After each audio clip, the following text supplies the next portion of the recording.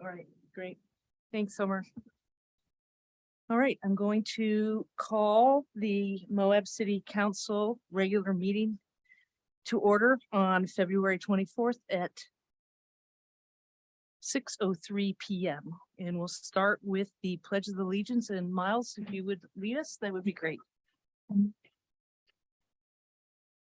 pledge allegiance to the flag, of the United States of America, and to the republic for which it stands, one nation, under God, indivisible, with liberty and justice for all. All right, today is Valentine's Day. So we're going to have a lot of love in our meeting tonight.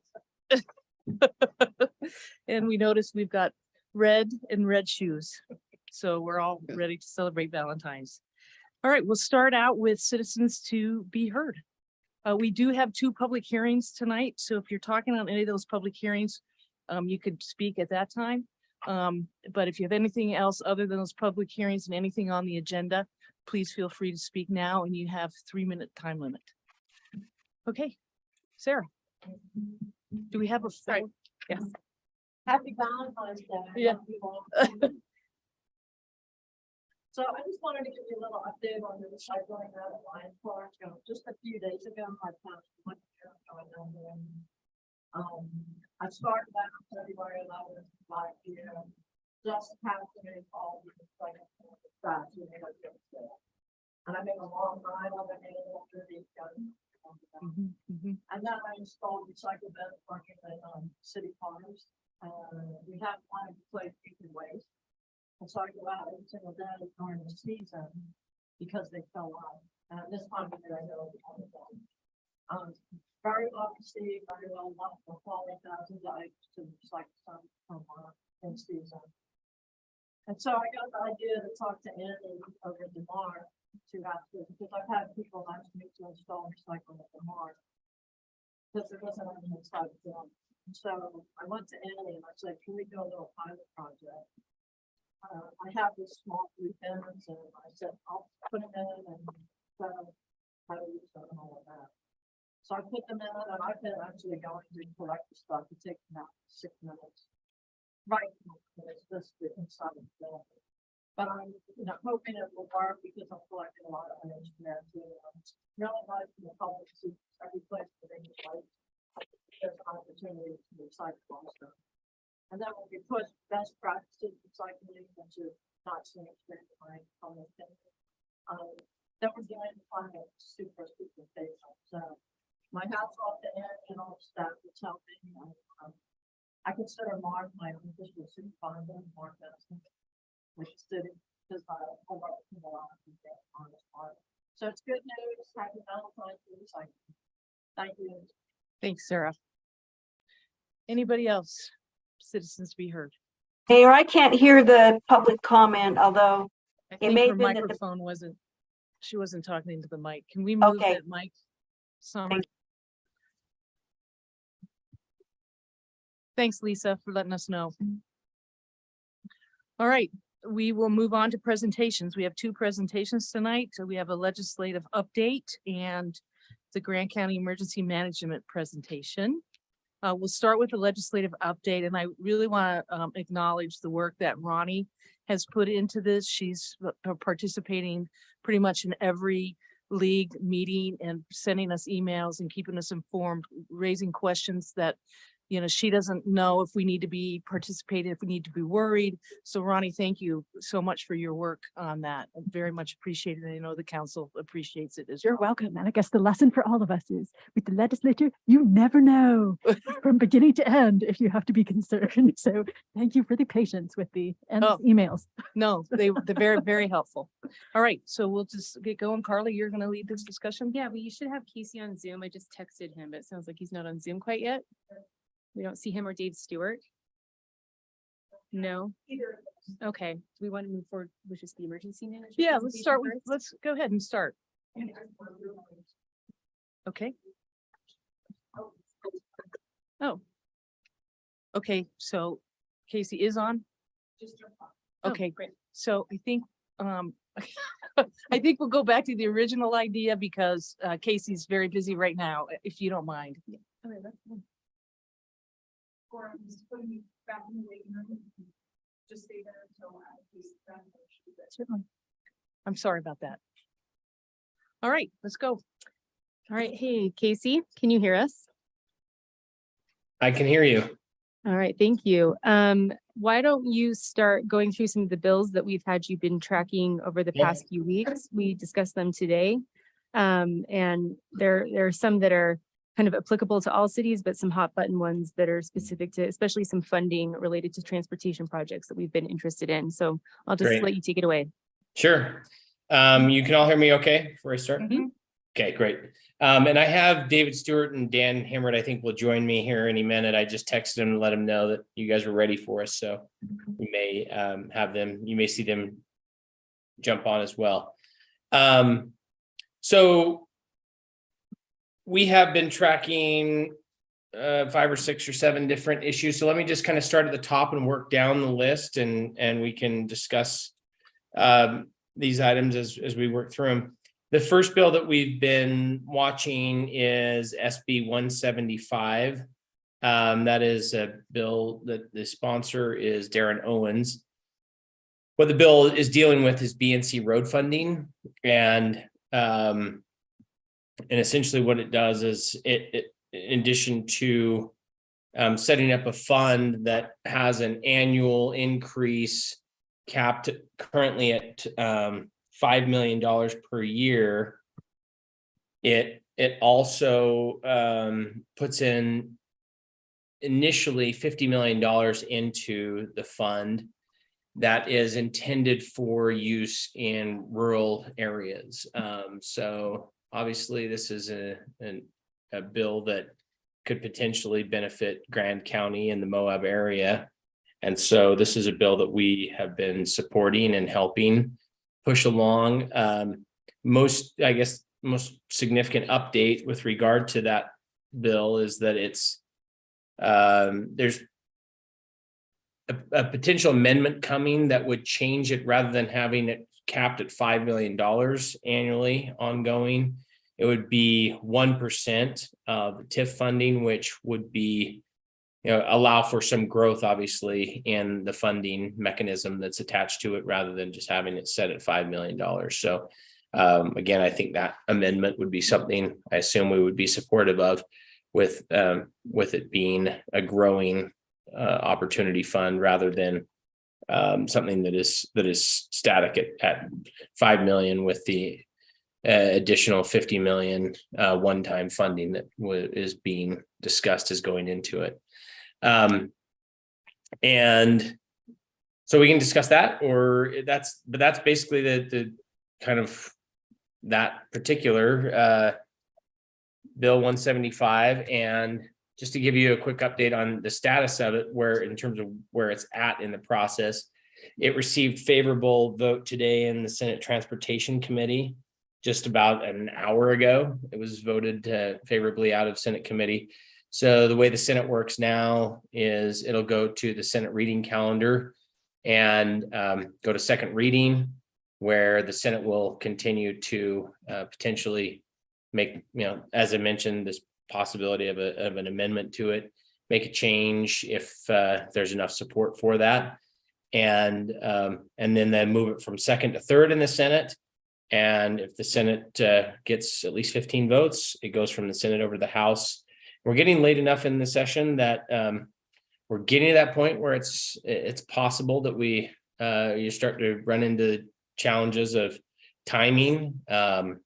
This bill seems to have a fair amount of support at this point, and I would anticipate that it will continue to move. And so the House committee will go to House Transportation, and then on the House there's just one vote that they deal with, not how the Senate has a second and third vote, a second calendar vote and a third, and then so the House will just do one vote on the floor of the House. They have to get 38 votes, and then obviously it goes to the governor for a signature. So that's kind of laying out the process. All the bills we discuss have a similar process that they have to go through. This bill, having just passed its first vote, has a long ways to go in a short period of time, but it's I I think right now seems to be a bill that has support that will, it'll continue to move. SB 174 from Senator Fillmore is, just go back to my tracking sheet here. SB 174 is called Local Land Use Development Revisions. It currently, there's nothing here that applies directly to Moab. I know that the concern that we've had is just having to do with the effort that Moab underwent in order to create a Moab specific help me with the Active acronym, employee Carly. housing. Yeah, the workforce housing Thank you. The ordinance. workforce housing component. I know but there's another acronym that my brain was trying to. AEH, yeah. There you go. And so we've been watching this bill for that purpose. And Dan Himmert has been kind of assigned to this particular bill, and I don't know whether he's on or not, but I just, spoke with Dan. His report was that in the many meetings that he's been involved in with regard to this piece of legislation, that our particular concern or issue has not been raised. Doesn't mean it couldn't at some point, but I don't see that being in any way the focus of this piece of legislation, or for that matter, the good news is so far, any other piece of legislation, it does not seem to have risen to the level of concern that we were worried that it might. So far so good as far as our workforce housing efforts with regard specifically to Moab go, and nothing in SB 174 that raises alarm. SB 158 is Senator McKell's bill, and it's titled Water Exaction Amendments. Senator McKell, what this does is it limits the municipality's ability to set standards for specific developments. The concern is that this is kind of a one-size-fits-all approach.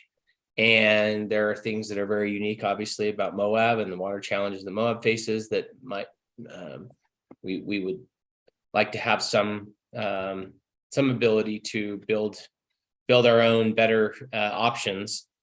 The challenge is that flies honestly in the face of this, the purpose of this piece of legislation.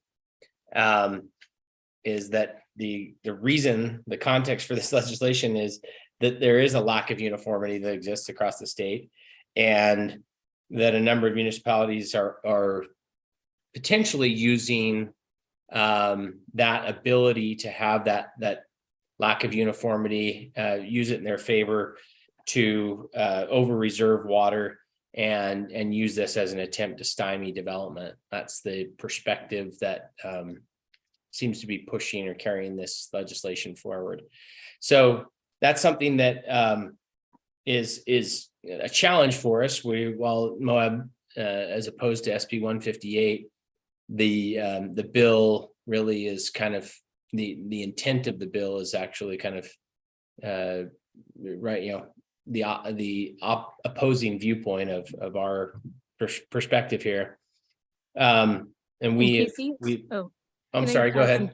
Just some context and flavor to why we're so concerned about this bill. Uh-huh. Casey has described it accurately. What it would do is if we were to try to exact or require a developer to dedicate water to the city as a condition of development, or bring water to the city because we're at capacity with our aquifer, what it would do is it would dictate what those amounts would be and what we could dictate according to a townhome, a single family home, all of those kinds of things, and basically would make those standards really low. The amounts of water much lower than maybe we think is important for resiliency and redundancy and other kinds of questions. So right now, what we would have to do is perform some sort of study, some sort of impact study to say, this is based on our situation and our needs. This is the amount of water we think we can require per ERU from you. But this would say, nope, that study doesn't apply. Just what the state is saying you could exact on these developers. So right now, I think the process works well because they all have to be defensible, and each community, it's tailored to each community's needs. But they just are trying to, just like Casey said. So I know that we're barreling towards, our own sustained yield in our aquifer. We don't have more water to give. Any developer would have to bring more, and we would want to be able to require the water that we need to sustainably source our community. Yeah. So we oppose this as written. Yep, we're opposed. We're working toward, pushing for a more tailored approach or some process. We're not the only ones, obviously, with concerns. And this is something the League of Cities and Towns is also raised as a concern and is working on. But this is a challenge. This is one that I would say, in terms of my hopes of being able to make a significant dent in what the eventual outcome of this is still at this stage. I have concerns. I guess would be a good way to say it. Current status of the bill, by the way, it's in Senate Natural Resources Committee. It hasn't had a vote yet. It's been there for a while, and so I talked to Senator McKell about this. He's still kind of in the phase of, acting as if this is something that is rises to a level of I guess still on his radar and focus. But the other positive is that it hasn't gone anywhere yet, and it's fairly late in the legislative session. So at some point, strategically, there become other opportunities, that I guess I'd love to take offline if there's conversations, because discussing legislative strategy is not always the best option, out in this kind of setting. But it's pretty straightforward. I mean, there comes a point where, as you get late enough in the session, even good bills often die because of the clock, and so if there's a bill that has some opposition to it, the process can become pretty significant just to get it through, and that's where this bill is at this point.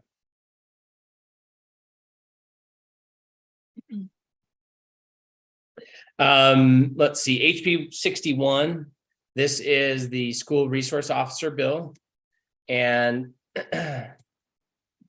this bill is by Representative Wilcox.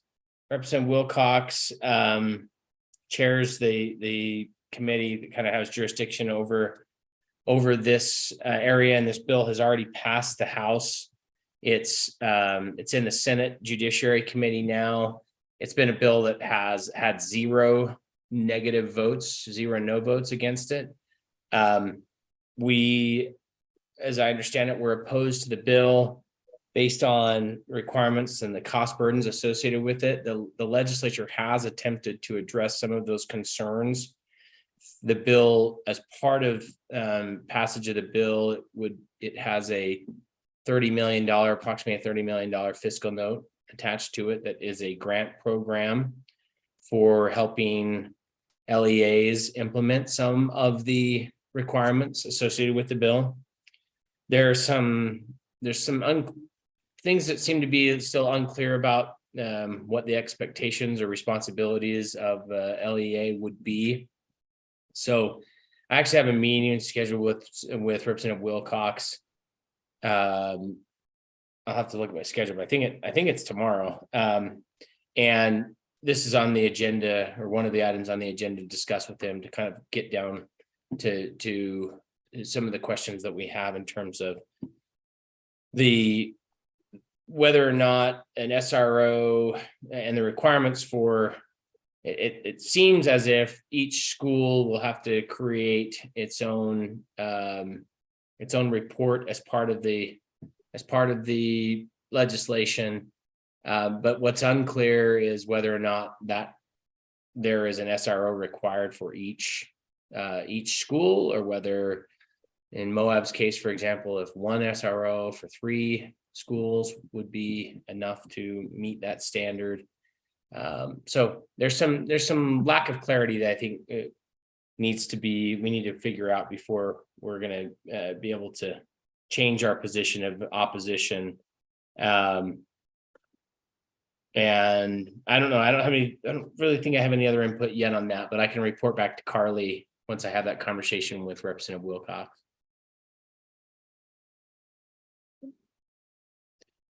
HB 301 is the gas tax reduction. It's, I think it's, it's not the right, that's not the right word. What do we call it? HB 301. I can't remember the name either. Yeah, give you the right name here. Transportation tax amendments. There you go. Transportation tax amendments. This is Representative Schultz. This is a, it was a bill that passed the House yesterday, 56-11. What the bill does is it reduces the current gas tax from 16.5% to 14.2%, which amounts to I believe it's a 2-cent reduction. Overall, it increases or creates a corresponding tax on electrical charging stations in the state. This is what is part of the package of tax cuts that the legislature is talking about and considering passing this year. There will definitely be a tax cut this year, income tax for sure, potentially some piece of sales tax as well. And this gas tax looks to be like it will definitely be part of it as well. Obviously, the legislature has a challenge in coming up with, as more and more people are purchasing electric vehicles, there is a loss in revenue that is generated through the gas tax, and that gas tax is used for transportation infrastructure expenditures. So the issue here is trying to find the balance between, the impact that electric car users have on the transportation system and what's their fair share of that, and trying to kind of balance, that loss of tax that's coming, that is coming from the gas tax, as people transition to these electrical vehicles. So what the current tax does, or what this tax would do, is reduce revenue, state tax revenue, by about $30 million for a period of time. This reduces the gas tax for 5 years, and in 2028, then it could go back up. But this is a sort of a short-term issue, or at least a short-term answer to this issue. And I think what you'll see is the legislature will likely, look at some other opportunities along the way to try and kind of figure out the right balance, as more people adopt the use of fully electric or hybrid cars, where less gas is being used. So anyway, that's what this is. It's not necessarily revenue neutral. There is a decrease to a certain extent in BNC road funds as part of this decrease. But that's part of why you're hearing the conversation about SB 175 and the BNC road funding increase that's happening there. There's some other pieces to this that are intended to hopefully hold people harmless, or at least make efforts to kind of balance out the give and take that's occurring as one item is implemented and another item taken away. I'm not sure if David or Dan, do you have any other input on that, to the gas tax reduction? Sorry, I'm getting some text messages from you guys, and feel free. No, sorry. So I just barely got admitted, Casey, so I didn't hear what you had said. So I'm going to assume you crushed it. Okay, David, you did hear what I say. Do you have anything to add? No, I think you hit the major points. It's going to pass. And again, it's a temporary kind of a fix that will appeal to consumers. Is, when they indexed the gas and everything a few years ago, it wasn't supposed to rise as fast as it did. And so this is to help give some relief, as well as try to tax the other impacts, as well as those coming through the state using our electrical system up and down I-15 especially. And so to try and even that out. Okay, thanks. So, Carly, that's the group that, or Carly Mayor, that's the list of bills that we've been tracking up at this point. If there's anything else you'd like to add to the list or discuss here, we're happy to do that. Yeah, the only one that comes to mind is the big omnibus land use bill that the league is negotiating right now. Pretty disheartening negotiation so far. It would have profound impacts on how we approve land use. It might have some budget implications for us. So we're not thrilled about it, and we're just going to kind of see it once we see it. We're also watching that for any addition of, a limitation in our ability to require workforce designations for certain housing approvals. That's a big one. And that's definitely on our radar as far as the direct impact to what Moab has passed for workforce housing. Great, thanks. Can we ask a question or two? Oh, yeah. Sure. Absolutely. Okay, Casey, this is probably somewhat not so important, but just a quick question. As we watch that school resource officer bill and the commitments communities may need to make, and the fact that they're also looking at this SB 166 on microeducation, I mean, we probably just don't even know enough yet, right? I know we don't really know the impact if the SB 166 passes and we see more forms of microeducation. I mean, with something that small, potentially have call for an SRO, or it would be so small it would be a non-issue? I think it's for public schools that we'd have to provide the SRO, Okay. not necessarily charter schools or private Okay. schools. Well, some charter schools are public, so they Yeah. have been part of the discussion. on Yeah. that. Yeah. As far as I remember, the language is vague. That's sort of the concern. It's like public schools over, it's like middle school and upper schools. And then it just says like a school resource. My last recollection was like SRO needs to be provided to the schools, and it's like full-time. Can one do it part-time? What are they doing? So there's a lot of ambiguity, and that's just our big concern. What are we on the hook for? And how do we make sure that the school district comes to the table when it comes to how we negotiate cost sharing? Because if we're obligated to provide the service, why would they even negotiate with us? And then 'Cause just we have to do it either way. Yeah, one or two other questions. You might have covered this, but just to make sure I heard it right. So with respect to the gas tax, did you say they already know and have data, or they're going to punch some numbers on how many electric vehicles they think we have now and we will have, and the contribution that it makes to the overall whole? Well, that's a good question.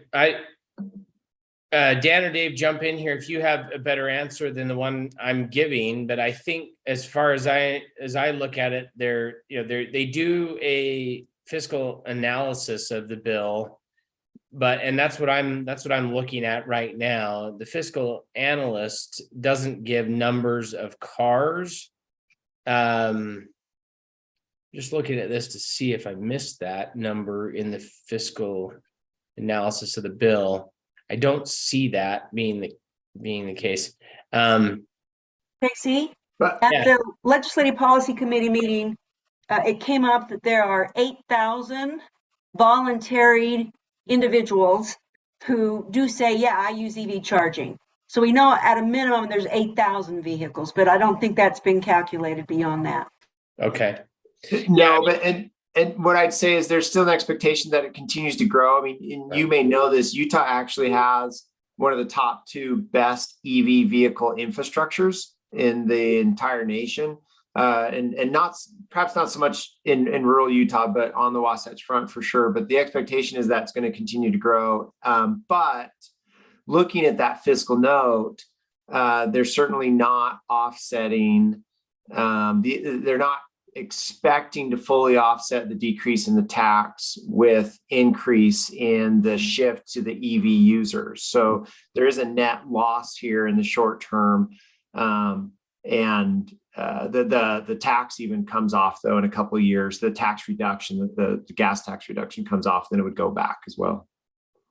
Okay, thanks. And I guess my last 2 questions for you guys and Carly was, did anyone think it was necessary at this point to say anything about the food tax? Just because I know that tends to be of interest to our residents, and there have been some discussions about that. And then I know later in our consent agenda, we have a statement about HB 416. So I didn't know if anyone wanted to mention that passed out of committee today. That was it. Yeah, it did pass out of committee today. I think it was a 6-3 vote, if I heard correctly. I guess I could pull that up real quick. It was 6-3 with 6-3. 4 committee members absent. Okay, so for those who may or not don't know, that is the Representative Lyman's transient room tax amendment bill. That bill's got a lot of interest and concern and interest by other counties that want to have a similar treatment under the transient room tax laws, and opposition from potentially from, or at least the opposition I've seen has been coming from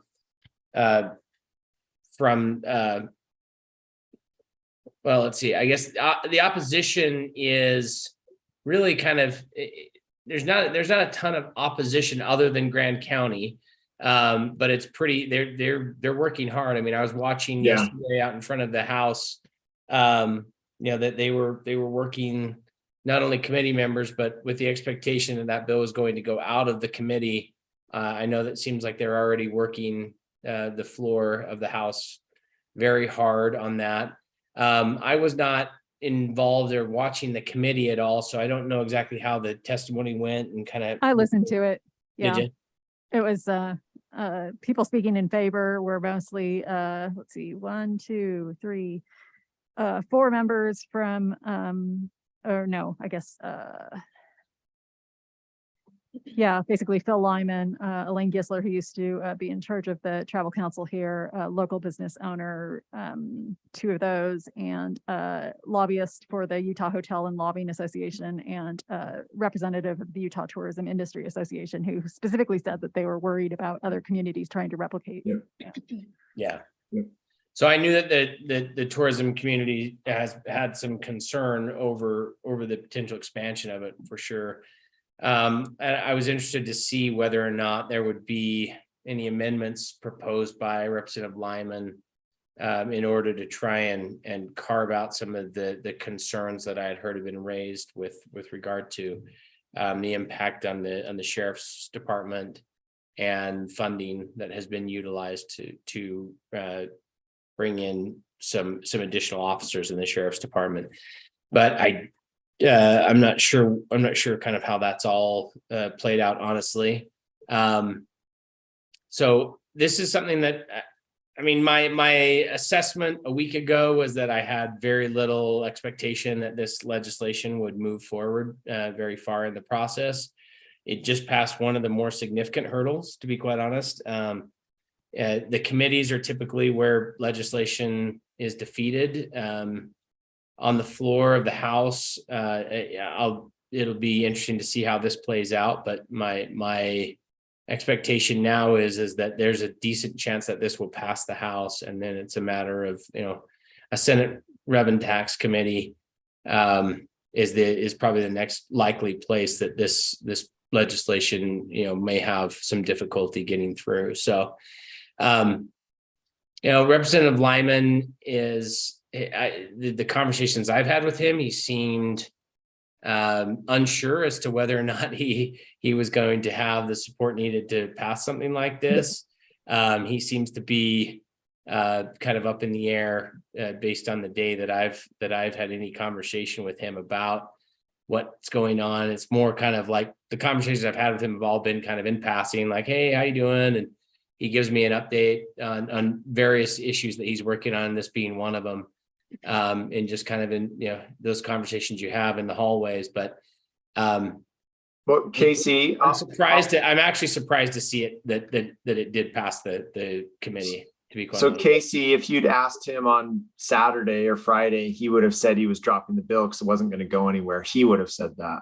Yeah. And so I actually think he's also a little bit surprised at the fact that it came out of rules, and then the fact that it got through committee so well. So I also heard that he had asked Senator Vickers to be his Senate sponsor, which, and what I heard, I haven't confirmed this with Vickers, I'm hearing this through Lyman, that Vickers had confirmed that he would sponsor it, which frankly is a good choice for the passage of the bill, just because Vickers was the one, I believe, if I remember right, that ran That's right.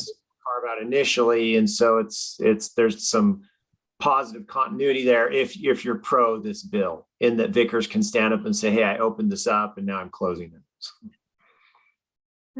Just the final thing was, did you have anything you want to say about food tax, Carly? or Yeah, Suze? Okay. I mean, it's sort of something we maybe want direction on, when it comes to food tax. This would eliminate the tax on food, and it would have an impact on our budget of approximately $400,000 a year. Mhm. That being said, I think it's still, me and Ben both agree it's worth supporting. Food tax is a really regressive tax, and it hurts those in the community who need the most help. I think there's still discussion at the league about what position they will take. But we'd love to, Joette can get feedback from all of you about how you feel about it.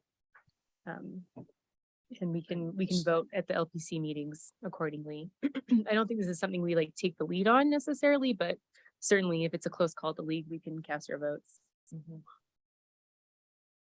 So at least what we've heard on tax and tax cuts, or even modifications to tax in general, is it's still too early. There isn't really consensus around what they're doing. And I think they're actually waiting for the final consensus budget numbers to come out, where LFA and GOPB, so Governor's Office of Planning and Budget, and legislative fiscal analysts have agreed on what the numbers are, with input obviously from Tax Commission and others. And I think until those numbers are out, they're going to hold off on what they're going to do with tax. And so you're spot on. Sales tax on food, a removal of that is certainly something that's been pushed by the House more for years. But I think it's a little bit early to know what the legislature is actually going to propose relative to tax modifications. All right, any other questions for Dan or Casey? All right, I know, thank you guys so much for all your work for us up on the Hill. One of the mantras for those of you that are reaching out to your legislators is that this is what the league is telling us, and I completely agree. The state has a great surplus, they've got $1 billion surplus. We don't have that. So just because the state has the ability to cut taxes and do good, it really has a negative impact. There's, consequences that trickle down to small communities like ours and big cities as well. So something to think about if you're talking to the legislators, just remind them that just because they have a big surplus doesn't mean that we do. In fact, we don't. So thanks, you guys. We'll see you at the next meeting and see you on Monday when we meet. Thank you, at Mayor. 1:30. Thank you, Council. Carly, Thank thank you. you guys. See you guys. All right. Next up, here you are. We have a presentation from the Grand County Emergency Manager. Just give me a moment. Okay.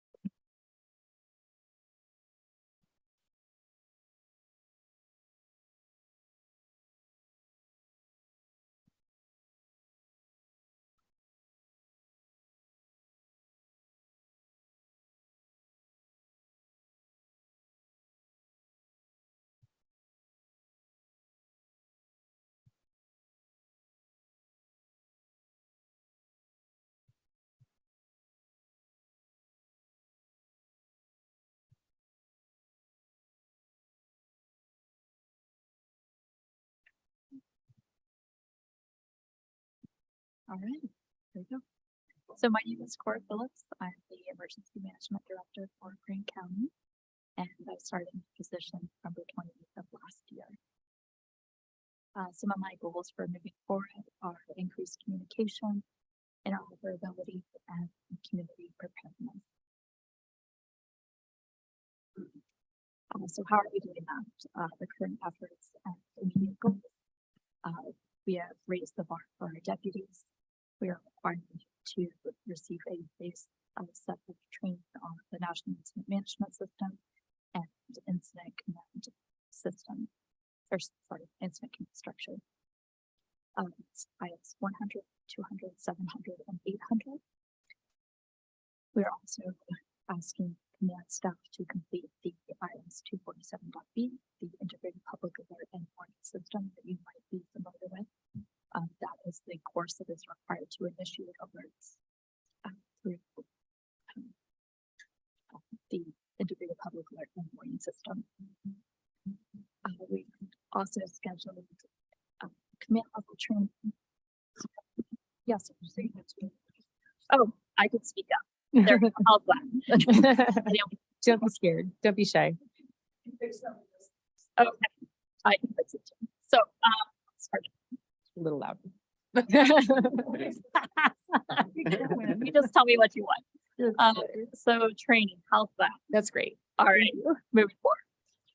So, raise the bar for our deputies. We're requiring a base set of training IS 100, 200, 700, 800. And those are all in regards to the National Incident Management System and Incident Command Structure. For command level staff, we are requiring the IS 247.b, which is the course that is necessary to initiate alerts through the Integrated Public Alert and Warning System. We're also, or I am scheduling command level training, and we're scheduling scenario training to address resource gaps and opportunities that we have in Grand County. I am working on updating our emergency operations plan, our hazard mitigation plan, and emergency action plans. We also have tabletop exercises scheduled, specifically that one that you might be interested in is our flood emergency action plan, which will be in April. We are currently in the revision phase of the flood emergency action plan. I'm really having a trouble hearing. I don't know what the problem is. How's that? I'll just begin. Can you hear me better now? Hello? Lisa can hear that. Can you Yes, hear me I can okay, hear you Lisa? now. I can hear Okay. you now. You just let me know, Lisa. We're also doing community outreach and evaluating opportunities to improve the overall community preparedness. Any questions about that thus far? Okay. You might have seen on our social media accounts, we are encouraging individuals to sign up for our alert system through grandcountyalerts.org. That can also be done through downloading the My Alerts app. One of the reasons that we encourage individuals to subscribe is that even if they are out of the geofenced alert area, they will receive alerts. When an alert is initiated through the Integrated Public Alert and Warning System, we can choose to send a wireless emergency alert. So even if somebody is not subscribed to the system, they will continue to receive an alert. Like if they're a tourist or a trucker passing through the area. That was successfully utilized during the winter storm on January 17th. We sent that out when there was a major roadway closure to the south of us on 191. So you might have received that. Any questions about the alert system? We are also, so currently our sheriff, chief deputy, captain, all of our dispatchers, and I have the training to initiate alerts. We are also encouraging Moab City PD chief and chief deputy to complete that training. So we built redundancy into the system. Upcoming events, we did have a USGS water monitoring data presentation scheduled for tomorrow. However, unfortunately, that had to be postponed due to unforeseen circumstances with Chris. I'm working with the National Weather Service. We recently renewed our storm ready status. They have a presentation that's in Spanish that's online on March 22nd and April 26th. If you would like to join that, you can check out our Facebook page and it's posted there. And then we are looking to schedule an in-person one with the National Weather Service team based out of Grand Junction sometime this summer, ideally in June, but we have not selected a date yet. The command level training that I spoke of, that IS 300 Intermediate Incident Command System for Expanding Incidents, that would be May 16th through 18th. So not only the sheriff's department will be at that, we have invited other folks as well, EMS, fire, Moab City PD, National Park Service, BLM, and Highway Patrol. A couple of action items moving forward. I mentioned the emergency operations plan. Under House Bill 96, the city is required to have an emergency operations plan in place. So in working with Carly, that will be presented at the next meeting. The emergency operations plan is a living document and it's continually being improved and updated as knowledge is gained through guidance, training, exercises, and coordinated emergency response activities. And that's information can all be found in the comprehensive preparedness guide. And like, as I said earlier, we're also updating our hazard mitigation plan. This allows us to apply for grant funding for different mitigation projects. And we have currently partnered with Integrated Solutions to complete that update. And that is information about that can be found in 44 CFR Part 201. And that's all I have. Any questions? Questions for Cora? Yes, I guess I have a bunch. Certainly. Yes, welcome. Thank you for taking on this task. And I guess from the presentation, I mean, it's gives us a good general idea. But if you had to like give an elevator speech on what your job is, I mean, how would you describe it in a nutshell, just for people who are new to the idea Yes, that the county has a lot of my job is coordination, bringing all of the players together. The other component is writing these plans and getting everyone at the table and involved in that. So not only is there a plan in place, people know what is written in those plans. So you probably heard like one of the things we've tried to figure out in the past is like, oh, okay, if there's an emergency in town, right? Like we as elected officials, where are we supposed to tell people to go? Or, I've heard that years ago, there was maybe a designated meeting space of the Grand Center, but it's not something I ever saw in writing or training that I ever got. So I'm kind of curious, what training we as elected officials should have, but then also what documents we should be reviewing. Certainly sounds like we'll be seeing the emergency operations plan in this next meeting. But yeah, like are some of these, trainings you think we should be taking? Or I'm really glad you asked. Okay. So the base level training that we have required deputies is that IS 100, 200, 700, 800. Those are all FEMA courses that can be found online. And I believe it was just yesterday I requested training through Division of Emergency Management specific for public officials. So Okay, I'm great. hoping to, I don't want to overpromise, but I have requested that.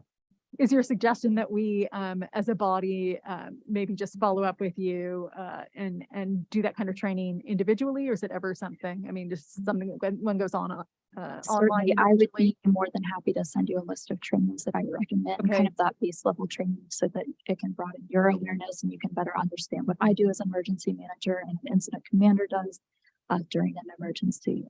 That's kind of a baseline to get you started, but yeah, I'm happy. And if there's anything you want me to schedule, just let me know. Okay, and then in terms of like either not necessarily hierarchy, but flow chart or something, like two of us here on the EMS board of directors, so we know like there's an emergency coordinator that helps out fire and EMS.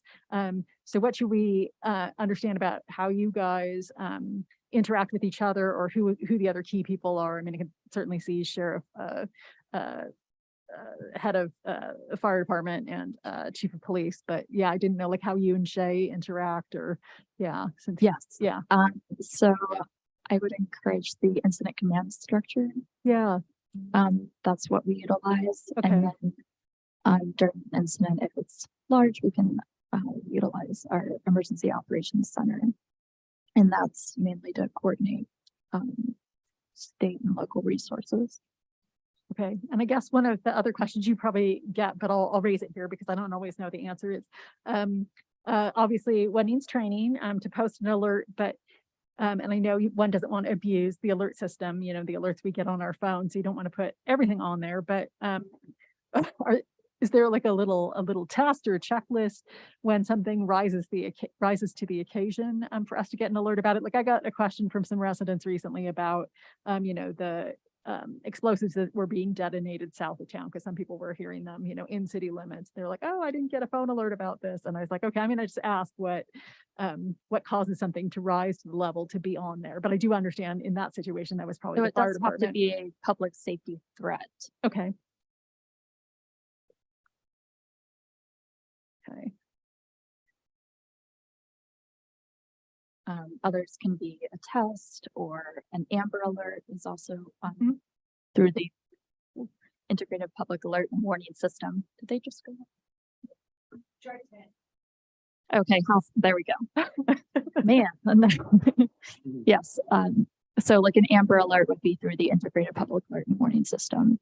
Okay, cool. Thanks. I'm gonna shut up now so somebody else can ask some questions. And there is that training. I mean, you can still access that training. There's IPAWS for alert originators and there's IPAWS for alert administrators. I actually like the alert administrator course better myself. I feel like it's more comprehensive and gives you a better picture. Okay, cool. Thank you. And I can send you those links if you like. Okay, yeah, that'd be great. Mhm. Does your office handle post-emergency? Yes, follow-up? all the recovery, yes. Mhm. Okay, so if it ever threatened public safety, then you could continue to manage it. So for instance, say in one of the fires that we've had in the past years, like after the threat, the immediate threat to, like the fire's out, but there is cleanup. Does your office continue to coordinate Yes, those efforts? yeah, we coordinate those efforts. Thanks. Any other questions for Cora? We're thrilled that you're here. Thank you for I'm your thrilled to be presentation. here. Thank you. We really been looking forward to having you here. So thanks so much and welcome. And hopefully we you. won't have too many emergencies. Whew. They were all last year. Yeah, and certainly if anything, any questions come up, you can funnel them through Carly. Great. Thank you. Thank you.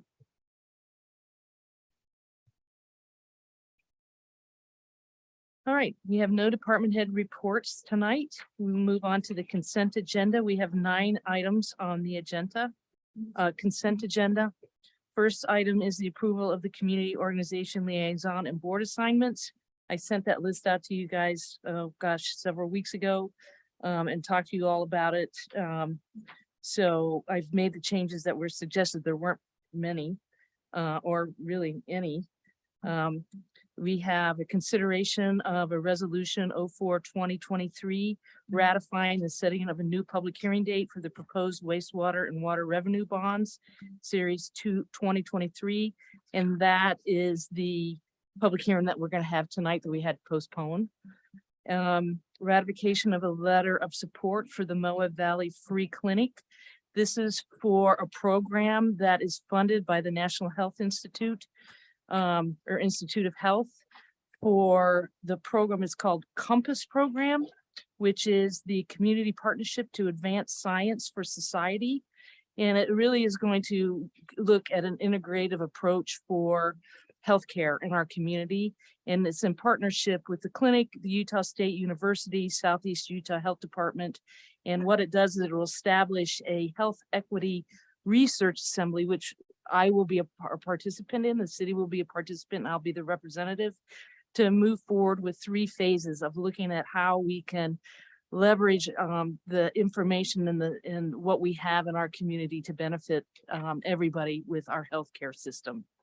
So more to come on that. I'm just learning about it myself, but it looked like it was something that we should participate in, and I wrote a letter of support.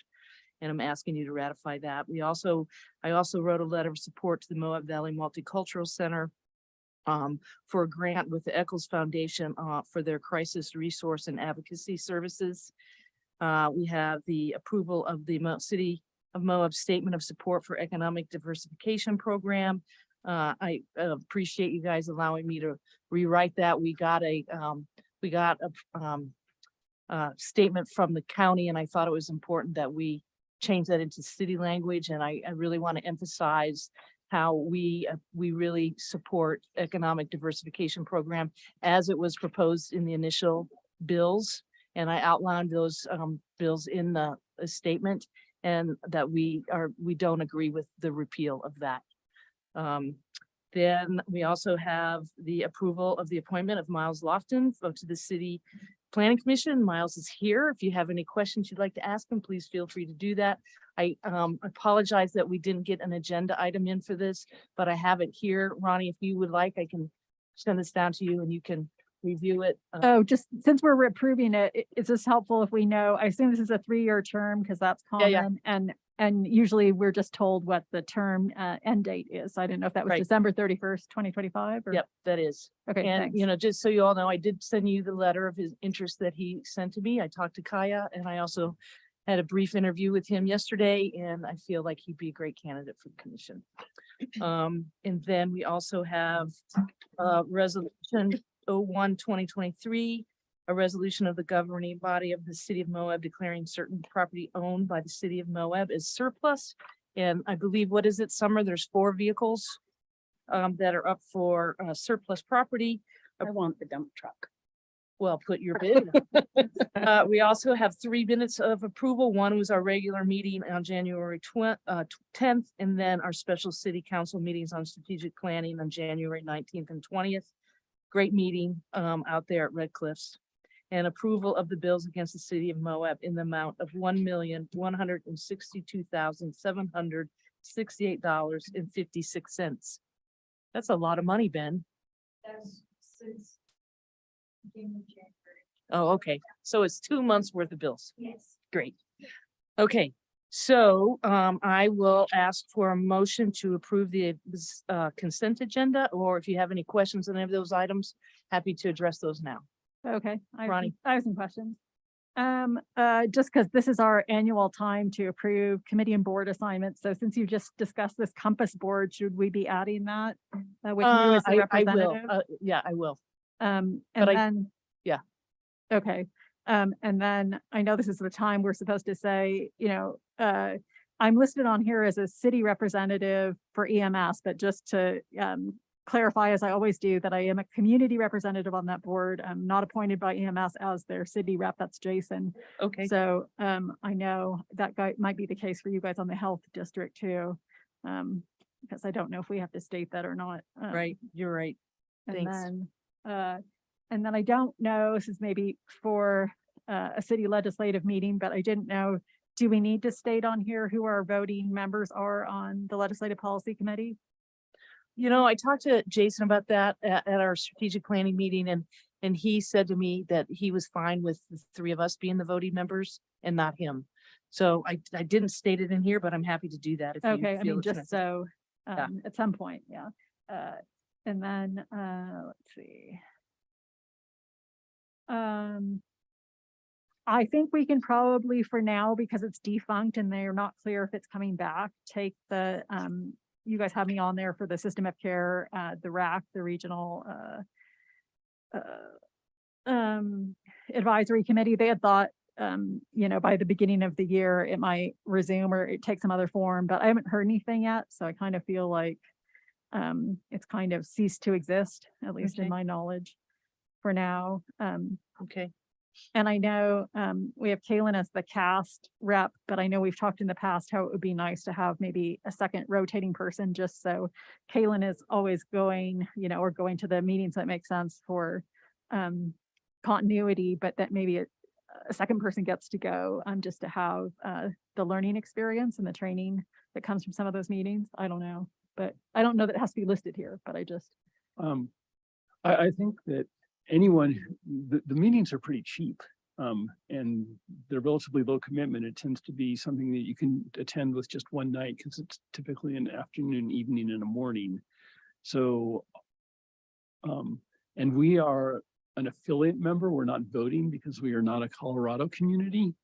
So, you know, I tend to, there's requests for information from communities on a semi-regular basis. And so I try to respond to those. But other than that, it doesn't necessarily mean much. And I would encourage all of us to go just because I think it's pretty valuable.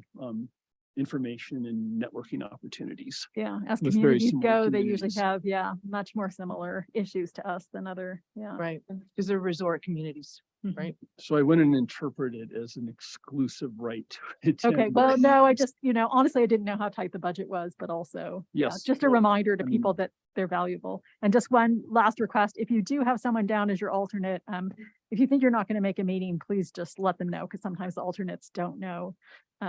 So they just assume, oh, I don't know if I need to go, but, yeah.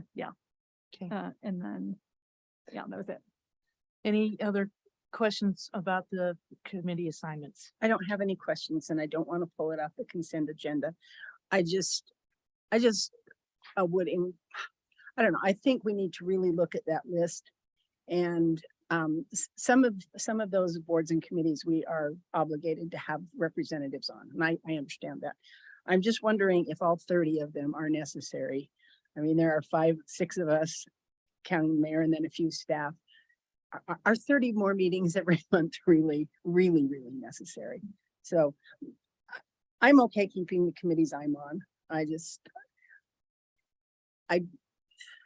I think sometimes we get redundant information or we get conflicting information from different boards about some of the same subjects. So we probably just need to kind of consolidate our efforts. Any other questions on anything on the consent? Oh, go ahead. Go ahead. No, I was just talking. Go.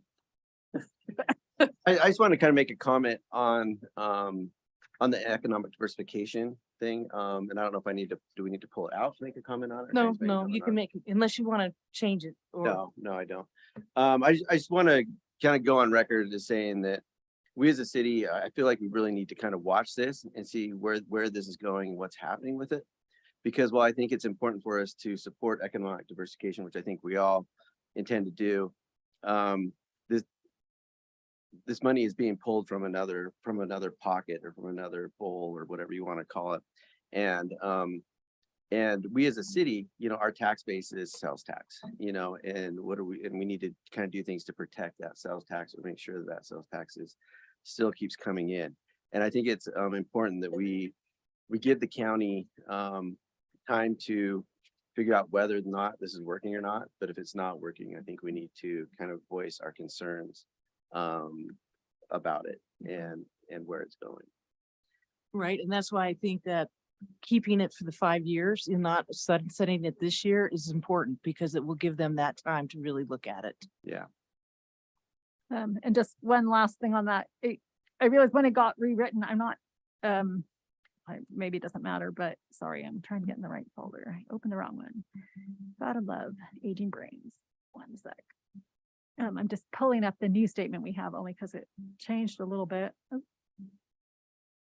Okay, sorry, one sec. Okay, there we go. So I think just when we revamped it, the only thing that, and it may really not matter, but under the 5th bullet, kind of the language that talked about expansion of co-working space, childcare and housing, which was real clear to me, kind of got lumped into language that says workplace diversity, which means something very, very different to me, but I'm sure it means different things to different people. So that was the only language change that left me uncomfortable, but because I feel like it became vague, whereas before it was very specific to me what we were talking about. But not that there's anything wrong with workplace diversity, but I think in terms of what I think about, I think that's not what was intended here. Yeah. Anything else? Ronnie, thanks. We will make all the corrections before we put it out there that you suggested. All right, I'll entertain a motion to approve the consent agenda with the changes to the letter of support, grammatical changes that Ronnie suggested. So moved. Motion made by Ronnie. Do we have a second? Second by Tawny. Any discussion, Ronnie? No. Tawny? No. Anybody else? Call for the vote. All in favor? Aye. Any opposed? Motion passes with the consent agenda, section 5.1 through 5.9. It was really sad though, that in our strategic planning, Summer and my discussion about sheet folding was not there. Oh, I think we should put that back in with that video. I think you and Summer should do a video. Like I said, craft corner with council members. Our first edition will be Tawny. All right, you guys, thank you. Now we move on to our public hearing. We have two tonight. Public hearing 6.1 is a public hearing regarding the issuance of not to exceed $7 million for wastewater and water revenue bonds and any potential economic impacts that the project to be financed with proceeds of said bonds may have on the private sector. And if you guys all recall, this is in regards to the project up in Tusher and Birch area. And then the water reclamation facility outfall project. So Ben, do you want to just do a brief on this? We also have Alex here. How was the drive? Good. That's what we'd like to hear, since it was snowing here. So if you have any questions for Alex, he's here for you as well. And so I'm going to go ahead and open the public hearing for this item 6.1 at 7:09. Yeah, so just in brief, this is relates to the sewer, as the mayor mentioned, the sewer project that we have been talking about for a few months at this point. In the consent agenda was the resolution that amended the public hearing to this evening. Just a minor correction there. And like the mayor said, it will be about a $6.5 million. It's to not to exceed $7 million currently. And current project costs are approximately 6.4, so it'll come somewhere right in that range, depending on final construction estimates from engineering, and it will be for those three projects identified that are in our master plan and capital improvements priority list. Questions? Anybody from the public that would like to speak? Okay, I'm going to go ahead and close the public hearing at 7:10. I hope that's okay. Seems like a short public hearing, but there's really no action required on this. We had a really good presentation about it in the past, so I think it's pretty much good to go. All right, next public hearing, 6.2, a public hearing regarding ordinance 2023-02, an ordinance amending the Moab Municipal Code 3.50.120 trash and recycling rates. So I'm going to open the public hearing now at 7:10, and Mike and LJ from Solid Waste are going to present, and then we'll open up for comment from the public. So Solid Waste folks would like to come up.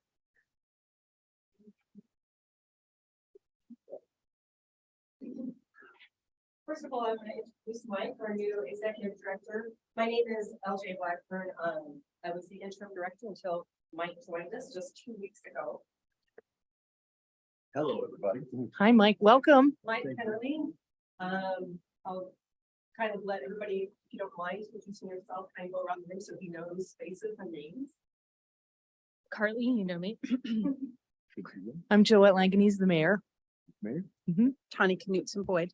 a nice lady who got us in the building tonight. I know how to bang on that door with authority. I'm Kalen, and you know me. Yes, sir. Luke Wojciechowski.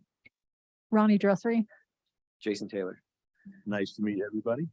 I am your new head garbage man, I guess. Yeah, trash and recycling is my life. It's not a party starter, but it's the truth. So thank you. Great. Glad that you're here and that you like it so much. I do. Day 15 is great. The truck got here, the car's here. We're feeling at home almost. Great, good. And then we have Nick Lundberg, who is our accountant, and he is joining us via Zoom, and he's going to help with the PowerPoint presentation.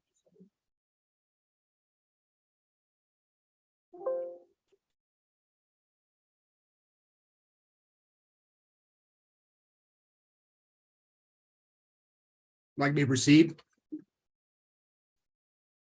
I don't think we can hear you, Nick. Can you hear us? I can hear you. You should be able to share your screen. Okay, yes, just go ahead and share your screen. Okay.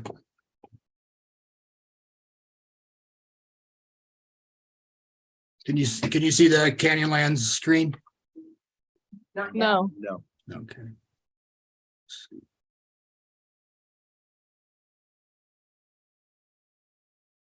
There we go.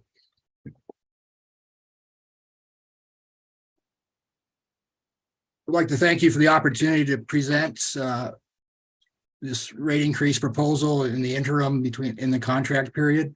So what I'm going to go through is go through a series of slides showing the existing rates, the proposed new rates, and the difference between the two. So I'm going to start with the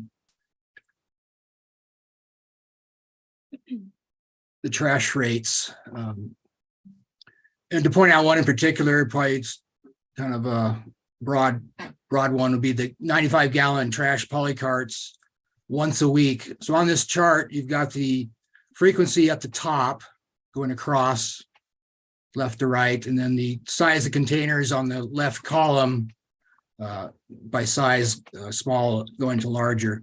So I'm going to look at these are the existing rates in 2022 for the 95-gallon polycart going once a week. It's this $18 number. And in the proposal, that same frequency, the 95-gallon polycart going once a week would go to 20,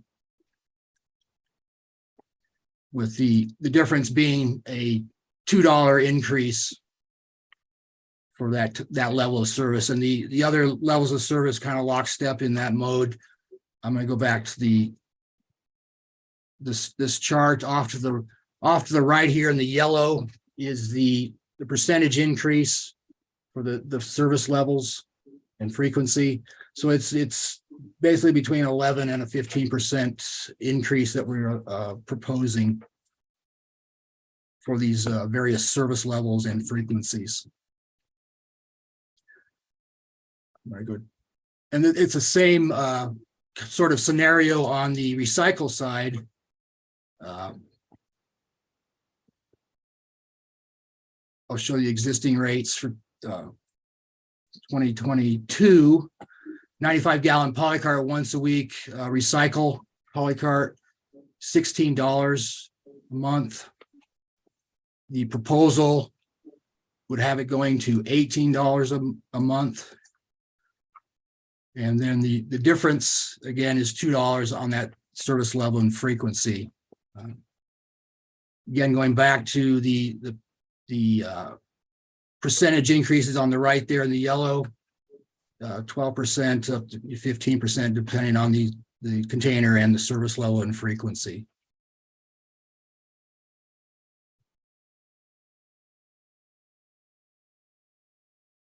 The reason for the request for increase is the operational costs. We are in the process with a fee study group to complete a fee study that hasn't been completed yet, but it's in the works. Operating costs. Here's a little picture of over the last couple of years. Again, the district did acquire the Monument Waste Services and became vertically integrated, meaning they collect the trash and then dispose of it all the way from picking it up the curbside at the customer and then ultimately going to the landfill or recycling, depending on what the type of material being picked up is. So 2019, 2020, 2021, 2022, again, substantial increase in operating costs. The 2021 is when the Monument Waste Services was acquired. So obviously there's increases related to that, but there are increases above and beyond in terms of labor costs and fuel and other operating expenses. We have gotten letters from some of our vendors detailing for 2023 that they are increasing the costs that we have to pay for various services that they provide. And just some examples here: Viola, Larson, Verizon, Liberty. We do have some letters that we did submit in the packet relating to these vendors and how they're deciding to increase costs to the district.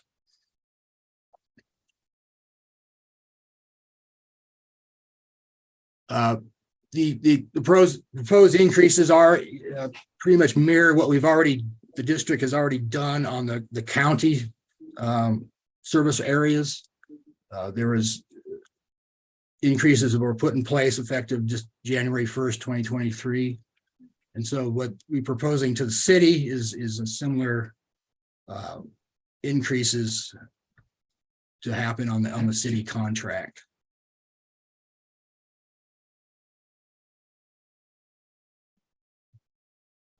One of the questions the city did have is how many residences there are in the unincorporated county.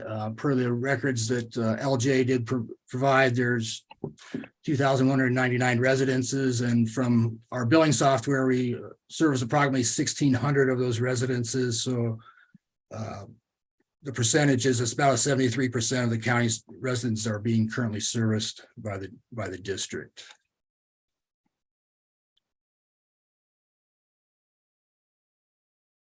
The reason for the rate increase, again, here's some bullet points relating to that with the proposal. Provide a living wage for employees, increasing the rates. The Solid Waste Authority provides an essential service to the city of Moab and to the county.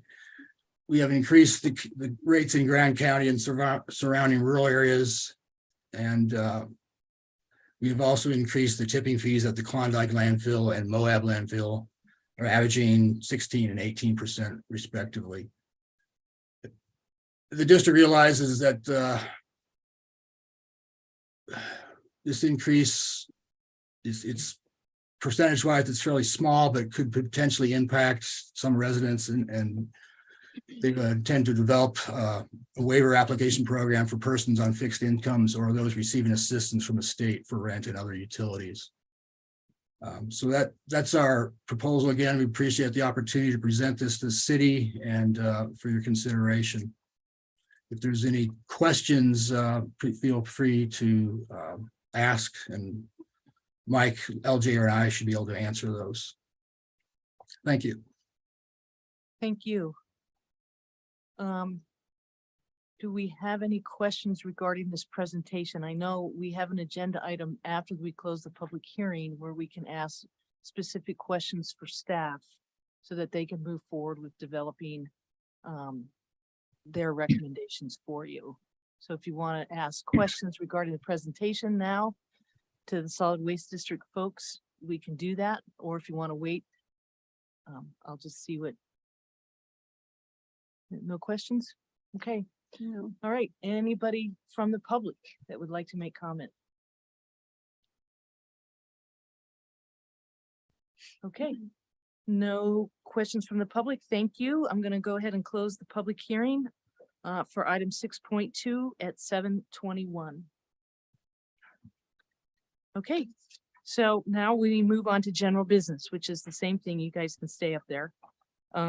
We have item 7.1, consideration of ordinance 2023-02, an ordinance amending Moab Municipal Code 3.50.120 trash and recycling rates.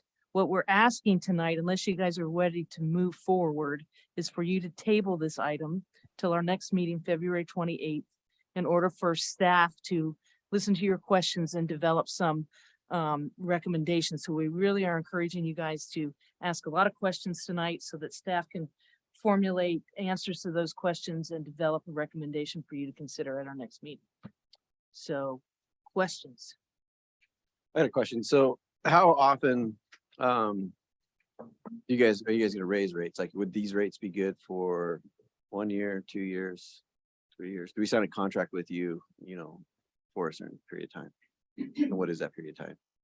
So currently it would just be for this year, as the rate study that we're still working on will help us formulate, a year to year more solid increase. So it's not such a big jump. It's more of an incremental increase over the next 5 years. Is kind of where we're hoping to go when it comes time to do that in 2024. How do these rates compare with other like towns? Well, that's a really For good cities. question. Yeah, that, I'm not sure if I can fully answer that. One, being new to the area, obviously, that's part of the rate study for the long term, for any possible, renewal of the agreement next year. Really, a big part of this is just about a lot of the same things that we're all experiencing, the cost of labor. We definitely had to look at that in the past year. When you know, basically have fast food restaurants asking for the same, offering the same amount, we to get some of these skilled drivers, we had to step it up a little bit. Cost of fuel, same as everyone else. These are some of our biggest expenses, and really this is just coming to help get through the year. May I respond to that? Yeah. So I'm the city rep on the solid waste district board, as you're well aware, but for the record. And so when this was initially proposed, I had the same question, our rates in general. And so this isn't as comprehensive as I would want to make a decision on, but I was curious about it. So I just did a quick survey of surrounding waste providers, and it seems like it's roughly comparable to government operated waste haulers and below private haulers. Okay, thanks. But hopefully we'll have a more comprehensive survey in the near future Yeah, to I answer appreciate that that. question. Any other questions, Jason? No, I don't think so. Ronnie? I guess I have a bunch. And it might be through our process. Every once in a while you sit here while you're preparing and you're like, oh, why are we having a public hearing now? Because it seems like we don't have enough to work off of. So if we do end up tabling, you know, and something comes forward, would there be another public hearing? Because because I just feel like as a member of the public, I don't know if I would know what I was responding to, but okay, never mind. That was one question. Another question was, so I can understand all the costs of going up. And this might be something staff can come back and explain to me, but I understand under best practices or with other contracts, we would have a rate study. And so I didn't understand, I know the rate study takes 3 to 6 months. Has it started at all yet? Like are we a month in, or are we really looking at potentially, let's see, it's February. So August maybe to know. I actually just talked to them today because Yeah. I wanted to verify where they were at in the process. Yeah. They were about halfway through, so in about 2 months, they should have everything completed for us. Okay. Okay. Because that was one of my questions was, for all of you guys and for staff when they come back is, what is the urgency? Because part of what I don't know, and I know, some financials are, rightly private, but, you know, we used to say in the nonprofit world, where's the cliff? You know, are we falling off the cliff tomorrow? So, probably part of what would help me is to understand if we are 2 months out from a rate study, can we just wait for that? Or is this a dire financial situation where something else has to be done? And it's also for staff to help me understand, like, what are our obligations, either under process or our fiscal responsibility to the public or something, to wait for the rate study. That just helps me, but then to also understand, like, you know, if we're on the cliff, you know, does there need to be an injection, and what does best practice say about that? Let's just see what else I got here. I can understand on the one hand, on the interest of fairness, this is just some stuff for staff and you guys to think about, like an across the board increase. What's kind of hard for me is that we also have these waste reduction goals. And I do sometimes feel, and again, I know there are always different rules in Utah about what you can do with rates versus fees, and where things have to be the same and where they can be different. But to a certain extent, I do feel like if and when fees go up, in some ways it's more fair if they're going up on the larger producers of waste. And so it's a little hard for me to initially look at a $2 increase for someone who only has a 65 every other week can, versus someone who might be producing more every week. So anyway, just devil's advocate questions that run through one's head when you just initially look at this. But some of the, when it comes back, I don't know that I need to get into this detail. I can meet with Kaylin. Just so you guys know, on the slide, when I looked at some of the providers, I'm not sure, some of the companies like Veolia, I'm aware of, but some of them I wasn't exactly sure, and it probably doesn't matter what they provide. Let's see, what else?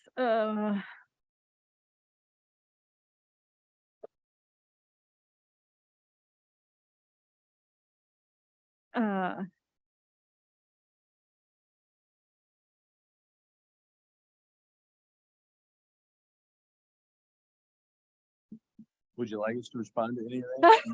I guess if you have anything to say, some of it's so this I just throw it back towards staff because I know they're coming back with stuff. But yeah, if there's anything there that that makes you think of responses or things I should be thinking about, that's helpful. Well, we gave, as far as the vendors, we gave you a pretty broad cross section. Yeah. Everything from phone services. Okay.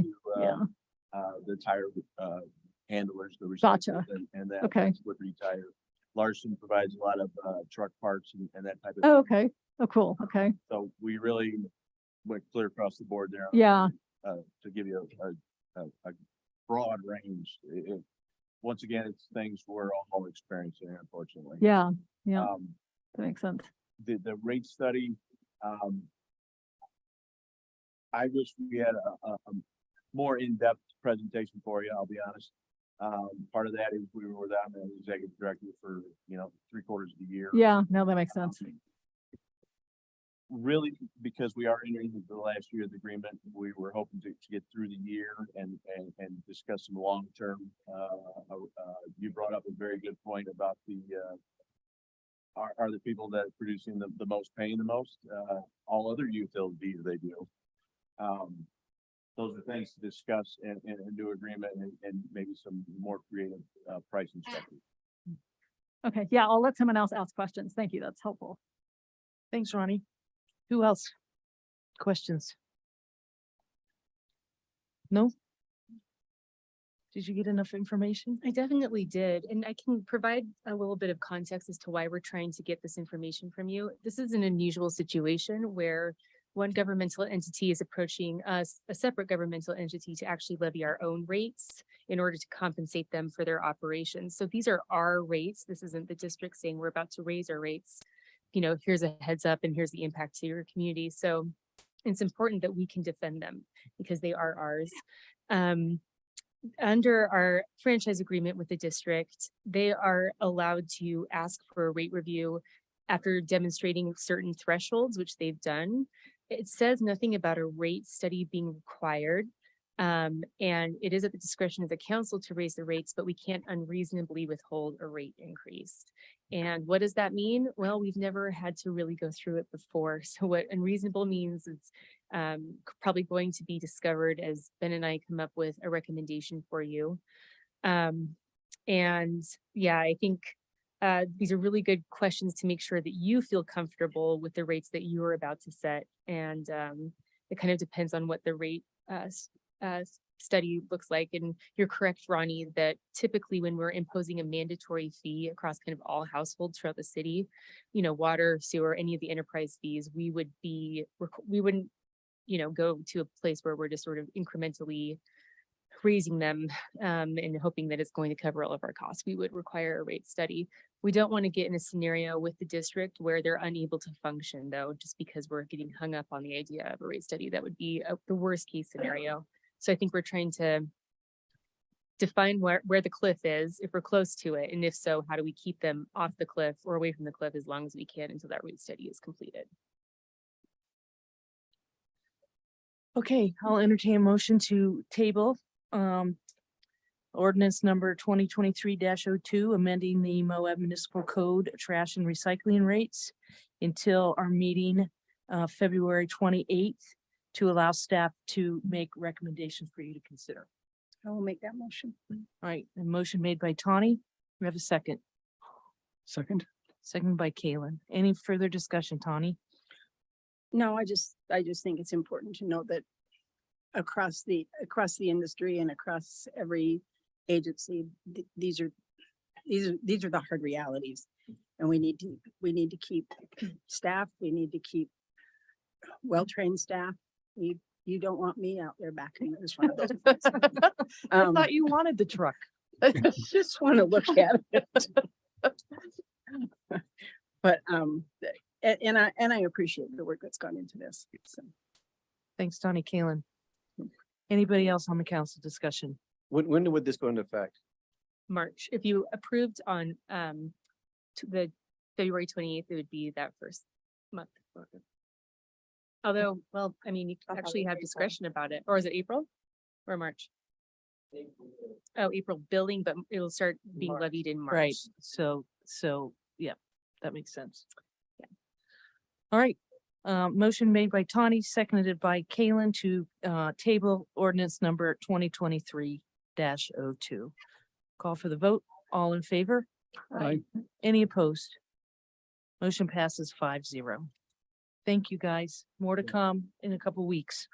And welcome, Mike. Consideration. Thank Yep. Thank you. Next item, item number 7.2, consideration of Moab storm water alternative rate options. And this item is really for discussion purposes and to give staff direction on the options that Chuck is going to present to us tonight. And then we will take your direction and develop the option for your consideration in March, I believe is what we're looking at, right, Chuck? Correct. So, so anyway, go ahead, Chuck, and then we can have some discussion about what options you guys are interested in. Great. Thank you. Good evening. I have to share my screen.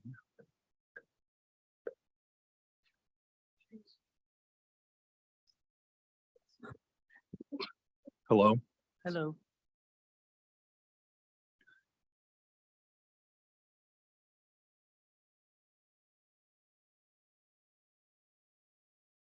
So we currently have stormwater fees in place, and they've been in place for at least 6 years, and I believe closer to 7 years. And they're about they are $4 per ERU or equivalent residential unit. So this year, what we decided to do with working with Ben and Zions Bank and I'm still at here. And our consultant engineer, we came up with, have been developing impact fees and rate options. Why is it done? I have to for a minute. Hey, Chuck. Just because sometimes the repetition is nice, but I had a resident ask me today, you know, what's the difference? I know I used to pay $2, now I pay like $4.50. And help me understand the difference between, you know, my fee that I pay and an impact fee. So and I think that explanation comes best from you. So do you mind just throwing that in at some point? I will. Okay, thanks. Thank you.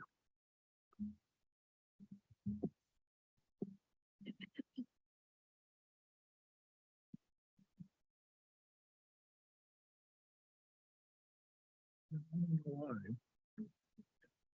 I had it up there, right? Yeah. I don't know what happened. Summer. Yeah, that's what I'm thinking. Here we- Progress. Got it. Okay, try this You're again. gonna have the feedback. This happens every time. I did. Your microphone's still on. Is it? Almost there. I apologize. We can get kicked out. There we go. There we go. And it was back.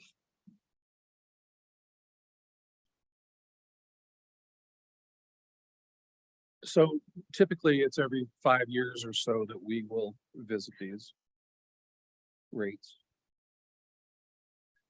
And now it's been 5 to 7 years. And we're at like the 95% completion stage.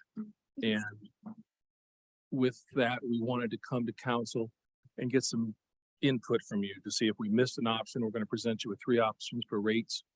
And the impact fees are essentially what the impact fees are. State law is very prescriptive in terms of how we develop impact fees. And for clarification, impact fees are the amount of fees that we can charge developers for their impacts on our system. So as an example, if we have a 24-inch pipe running down the road and a new development comes along, and because of their drainage, we need to upsize it to a 36-inch pipe, the impact fees will cover the cost of that upgrade from a 24 to a 36-inch pipe.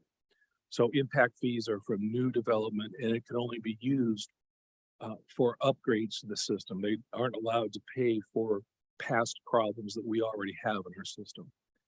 Sewer rates are for all users of the system, except on our system, it's only commercial users. We don't charge residences stormwater rates.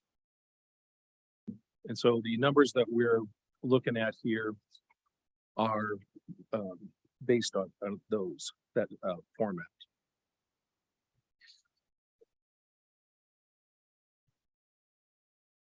Here's some of the assumptions that we utilized. The growth, there's going to be a growth potentially, and this is based on zoning maps and staff knowledge of what's in the pipeline right now in terms of developments. There's a potential for a growth of 250 developed acres between 2022 and 2032, so a 10-year window. That's an estimate. It's an estimate. Operating expenses are projected to grow at a rate of 3% per year, which is just an inflationary factor. The impact fees to be implemented and rates increased, which would bring in more revenues. So that's what we're looking at doing. It's, I guess I get to follow solid waste, but this is talking about a rate increase and implementing stormwater impact fees, which we do not have in place right now. There are no stormwater impact fees. So this study is to bring the council first time impact fees for stormwater, as well as rate increase to cover the costs. And I'll show you what the costs are here in a moment. There are 23 capital projects planned between 2022 and 2032 at a cost of $7.6 million. And those, if you'll recall, are from our stormwater master plan, which was adopted about 4 years ago. Those what those costs are, and we've gone through those costs, updated them to the best of our abilities for inflation to this point in time. But those are the foundation on which these costs are revenues are developed revenue needs. And it would essentially, as you recall, when we've done rates before, tonight we're talking about sewer bonds. It'd be the same thing. The bonds allow us to complete projects that are large projects because it's hard to, it takes years to develop that pool of cash if you don't bond in order to pay for those projects. So there'd be two bonds issued, $4.5 million in 2024 and $2 million in 2027. The funding criteria is we would maintain a debt service coverage ratio of at least 1.25 in fund. And we have to maintain 180 days cash on hand and never allow the days to go below 150 days. And the rates that we're presenting to you tonight satisfy this criteria. Whoops. And I know I don't expect you to read all of this, remember, and I'll certainly have this available for the next agenda item for perusal, but this is a list of the projects. And you can see that we have on the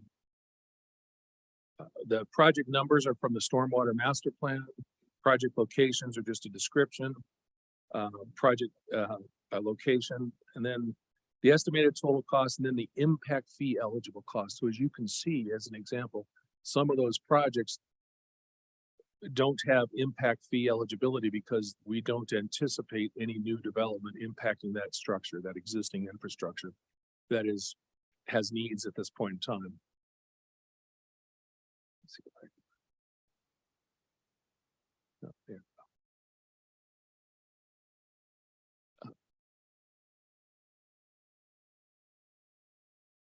The preliminary impact fees. This fee is a function of the anticipated cost of new stormwater infrastructure, as I mentioned before. It's not for the old. It includes engineering and planning costs. And there are credits for existing deficiencies that are now eligible for future impact fees. In other words, that's just another way of saying that we can't charge new developers for our old problems. And the impact fee right now, assuming a quarter acre lot, is $1,000. And if you put that into 1 acre, that's about $4,000. And we'll have some information, but we reviewed what Zions Bank has, and that would put us in about the middle of the pack across the state. Right now we're on, well, since we have 0, we're at the low end, but that would put us about in the middle. It wouldn't put us at the high end or at the lowest end, puts us about in the middle, like 4,000 per acre. The percent increase by year for option 1, and I'll show you what that looks like. Option 1, and as a team, we said, well, what might council want us to look at in terms of options? We've been through this before in various other infrastructures.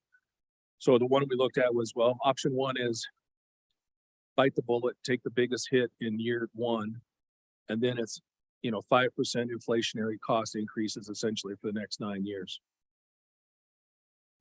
And that would take, in the very second from the bottom row, you see that in 2023, and highlighted in yellow, we currently are $4.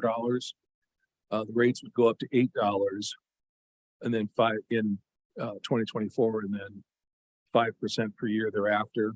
And you can see that all green is a good thing because that's the debt service coverage ratio, and then the days cash on hand, so it satisfies those criteria for financing that Zions Bank and other lenders want to see. And I'll show you a comparison of all 3 rates at the end. Year 2 was not quite so much of a hit. It's a 75% increase. Then year 2 and 3, a 10% increases, and then thereafter 5% increases. And that, as you can see, it's not quite as good. The yellow is 1.3 and 1.46. We want a debt coverage of 1.25, so it's close, and they really like 1.50. But in year 1, we would go from $4 to $7, and then 10% increase for the next 2 years. And then the remainder would be 5% increases. And then the third alternative, which we've developed, is let's go 50% increase first year, and then 40% the next year, which are both, increases, but it's like spread it out over the 2 years versus going for the first one and then 5% thereafter. And that works pretty well. So we would go from $4 to $6 per ERU, and then the next year we'd go up to $8.40, and then 7% and 5% for the remainder of the time frame. Again, all of them satisfy the criteria primarily of the debt service coverage ratio and the days cash on hand. It's just a question of how soon we want to get up to speed, because right now our at the $4 we aren't able to do any projects. It essentially, and Ben will correct me, but we're on the order of 300 to 350,000 a year, which goes towards the street sweeper and one member of the road crew who they handle our storm drainage and public works. It's handled by them, but there's no project money out there essentially at that rate, very little. So the earlier raising the increase higher at the beginning allows us to get some operational money sooner to take care of some of the other projects that aren't bond projects. But any of these scenarios will let us get to bond projects. So there's the 3 options we wanted to present to council after going through it with the team.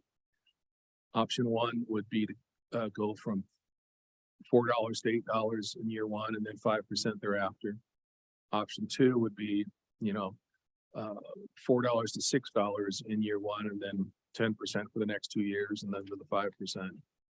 And option 3 is go from $4 to $6. It should have been $7 in option 2, but yeah, I'm going from memory. But and then the 40% hit again the next year. Those are the rate structures that the team has wanted to present to council to get some feedback on what you might have a appetite for or willingness to to go forward when we come back as an agenda item. And I wanted to present what the impact fees will be, and with that, I'd be happy to answer any questions. Did you address Ronnie's question? I think I did. Oh, yeah, no, thanks for that. Yeah, one or two questions. Can you send us these slides? Just Yeah, because you bet. sometimes it takes me a little bit longer to look at them, and that way, if somebody in the public wants them too, I can share them. But I don't know that I can digest it that fast to have an opinion. So I don't know. I'll let people talk and I'll see if I can come up with one. I think the larger question is, it's not like we want to sling blame, but this is very hard to discuss for everyone in the community. I think all the escalating costs, and we all experience in our everyday lives with food and everything else. And but especially, I'm just sitting on the city council, right? We were just talking about recycling and trash, and now we're talking about this. And the person who wrote me earlier was like, oh, it already doubled once, right? And years ago, I think we did try to lay them out, right? So they'd go up a little bit at a time. So it's I'm just feeling for our community, because it's hard to not sit there and think, crap, how did we get here? And am I wrong? Or to a certain extent, are the residents now paying because nobody made a plan in the past?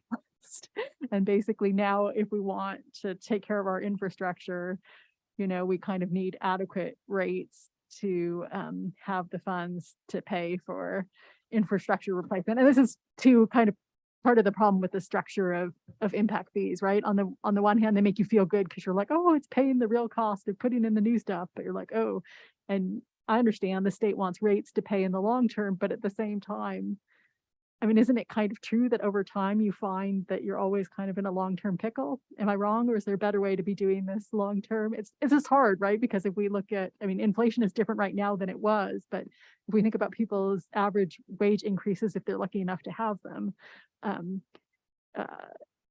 it's easy to sit in an isolated meeting and say, oh, it's just another $2 or another $10. But, if you start looking at everything that's happening at the city and the county alone, you're like, oh, geez. This is a lot all at once. And I'm not someone who believes we should continue to push this down the road, but is that too simplistic of an impression? Is that's part of why this is happening? Well, I think my response would be that if you build it, you must maintain it. Yes. Yeah. And we have infrastructure in the ground, and it's the same as water and sewer. Oh. I'm not sure that historically we collected enough money and spent enough money on maintenance. So part of this is due to the need to go in and reconstruct part of the system. Part of it is that the system was installed not anticipating growth, even like minor growth, not like hundreds of homes coming in and everything, but even, as blocks develop, if the drainage system at the time was, oh, this is good enough, we'll put in a 15-inch pipe as an example, which Moab has a bunch of. It is right now our minimum standard is 24-inch pipe, because we've discovered that 15-inch pipe just doesn't work. And so now there's a need to upgrade to take for the changes that have happened over time. So I think it's a combination of not having enough revenues and having to respond to changes within the system, both from they need to be maintained and replaced, and also they need to be upgraded. And when we did the master plan, we looked at that known problem areas, plus pieces of infrastructure that were failing or undersized. Yeah. So yeah, we're here today recommending that if we want to address that and try and get on track and try and maintain it the way we believe it should be maintained, that's why we're here looking at. Well, I know in the retreat and even before that, you guys had told us one of our problems is that our impact fees are not where they should be. Do we have any sense like why there was never an impact fee for this? It just, I guess we may not know, but, and then also with our other impact fees, other ones are behind as well, right? Water and well, that's they're not correct. where they should be. Yeah. And the truth of the matter is we budgeted this year to put in to investigate impact fees for transportation, public safety, and parks. And that's next on my plate, is to start working on those. Okay, thanks. And I'm not saying any of this to blame anyone, but it's also kind of for anyone sitting up here who's going to be up here for the next few years, or anybody new who might be coming on, you know, history is so important to keep from repeating the same mistakes. So that's kind of part of why I'm asking. Okay, thanks. Well, I think it's important to note, and this was a completely different organization, but I don't think we're up here isolated, because this affects everybody. It affects everybody that we know. Nobody makes decisions to increase rates or dues or fees or anything without a little bit of, ooh, you know. It kind of comes down to, as council people, our fiduciary responsibility is to the city and to do the city's business. And I think this particular council has tried really, really hard not to kind of take the middle ground when it comes to these sorts of things. And, you know, we've tried not to blast our most vulnerable residents, even if it's, you know, $2 or $4.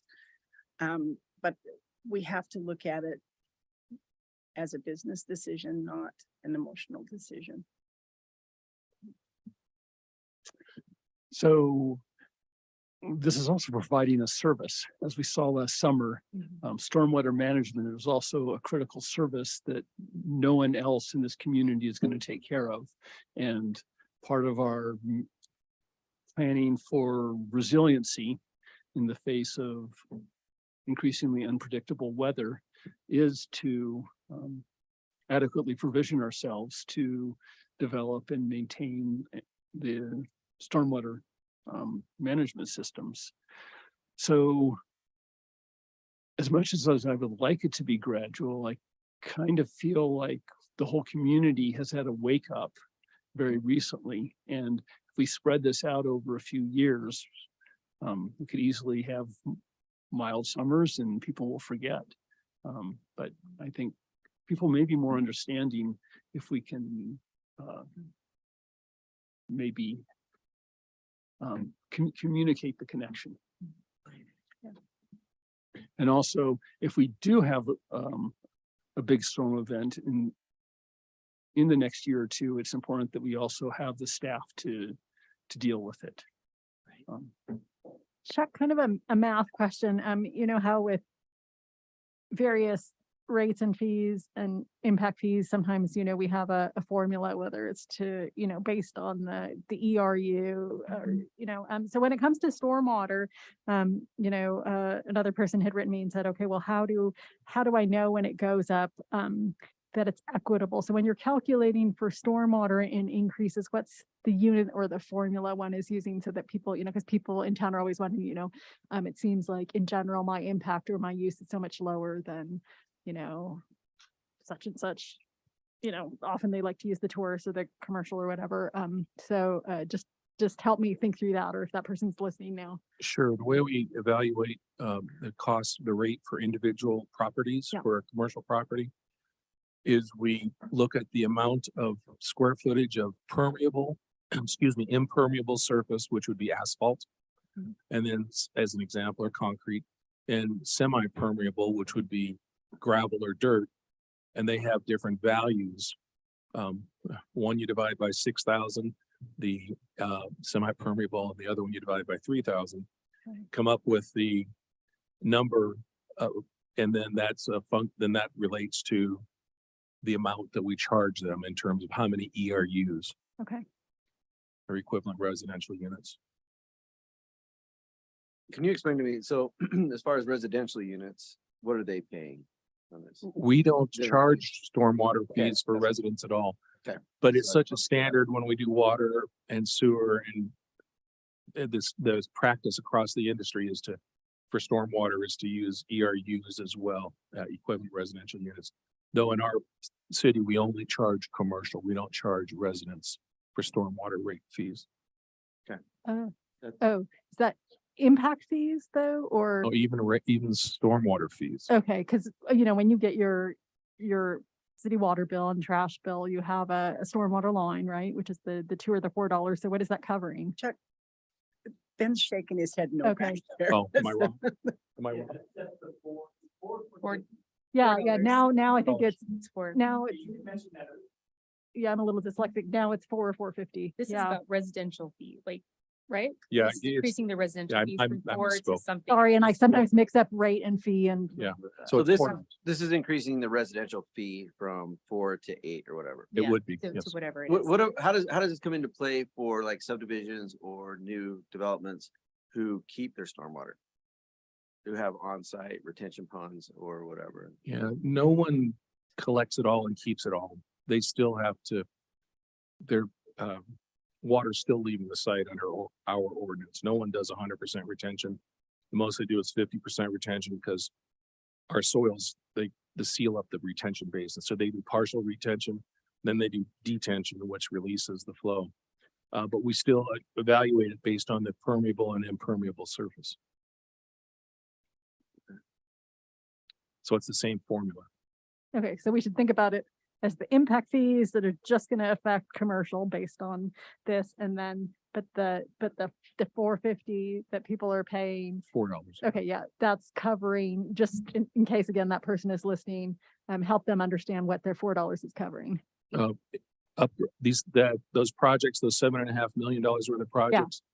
It's about $6 million by the time you take out the impact fee eligible stuff. So it's, those rates help pay for, and Ben can correct me, one person that we currently have.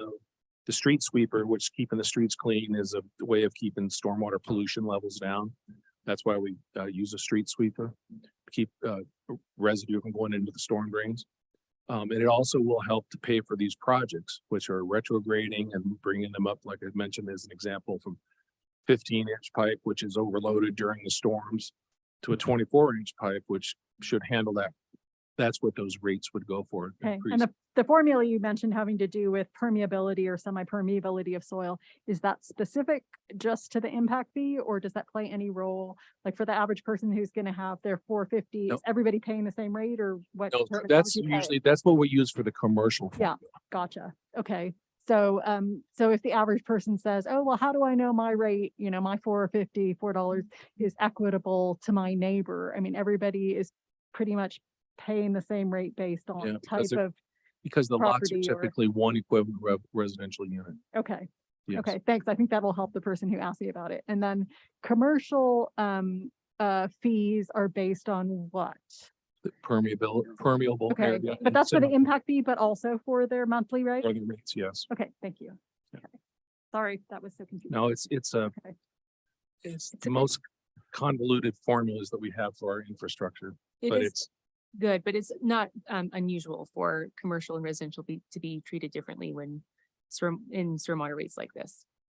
It's not mandatory, but we did the same thing in Salt Lake City. Go ahead, Caitlin.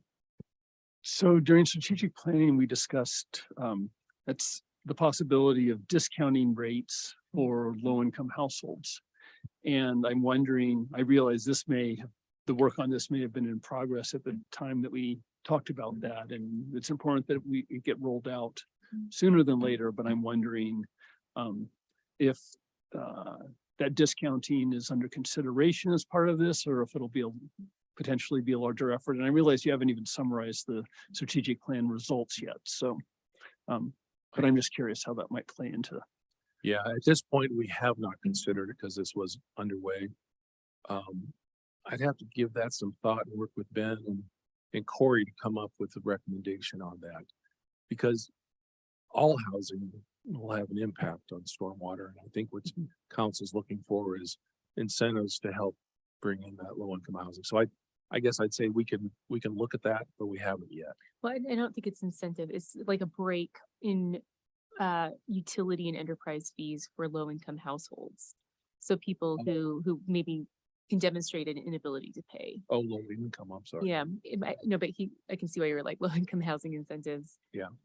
Off the top of my head, I think that it has to be across the rates that we do that evaluation and maybe see where we might be able to do big reductions in certain enterprise funds, but maybe it's not as elegant in others. Maybe it doesn't make sense for stormwater. I'm just kind of spitballing, and so we might want to look at them holistically. So my recommendation is we continue with this, and then in the next fiscal year, look at the three enterprise funds, three enterprise funds, and see what's hurting the most and where we can, we can provide people a cut and what it would look like.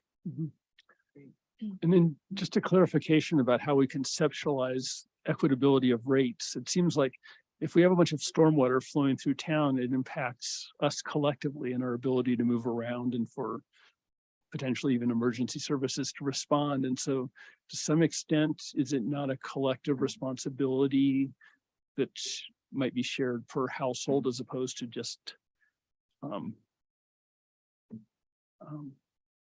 what a particular lot contributes? I mean, I realize at a commercial level, I mean, there can be a pretty wide variances in the amount of impermeable surface. Right. It's usually we're dealing with but- parking lots with commercial, which Right. produce a Yeah. huge amount of stormwater compared to a resident that might have soil or grass or something. Yeah. Right, but I mean, most residences, I mean, just with the range of lot sizes in the city, I imagine it's a relatively insignificant difference. I think it is relatively insignificant. Just in res- terms of communicating residential. fairness. Yeah. Okay, thank you. All right, we have three options. What are you guys thinking? And We Chuck, need, oh, sorry, can I ask Yeah, a yeah. question? When it comes to, you had that $6 million number for projects. All of these achieve that $6 million. Is that true for bonds? And the schedule you're talking about is just about level of increase over time?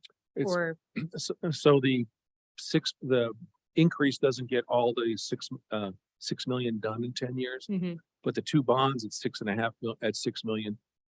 Let us pile up projects and get a bunch of them done. Mhm. And then depends what operational costs are, how much money is available to do the other smaller projects. We would load up the bonds with the bigger projects Mhm. and then leave the smaller projects and see how the rates came in, the revenues, and attack them as we were able to on a year by year basis. Yeah, because I just want you guys to know, depending on what you choose, you might be not doing some of the projects over in the 10-year span. So do you have questions about what that looks like?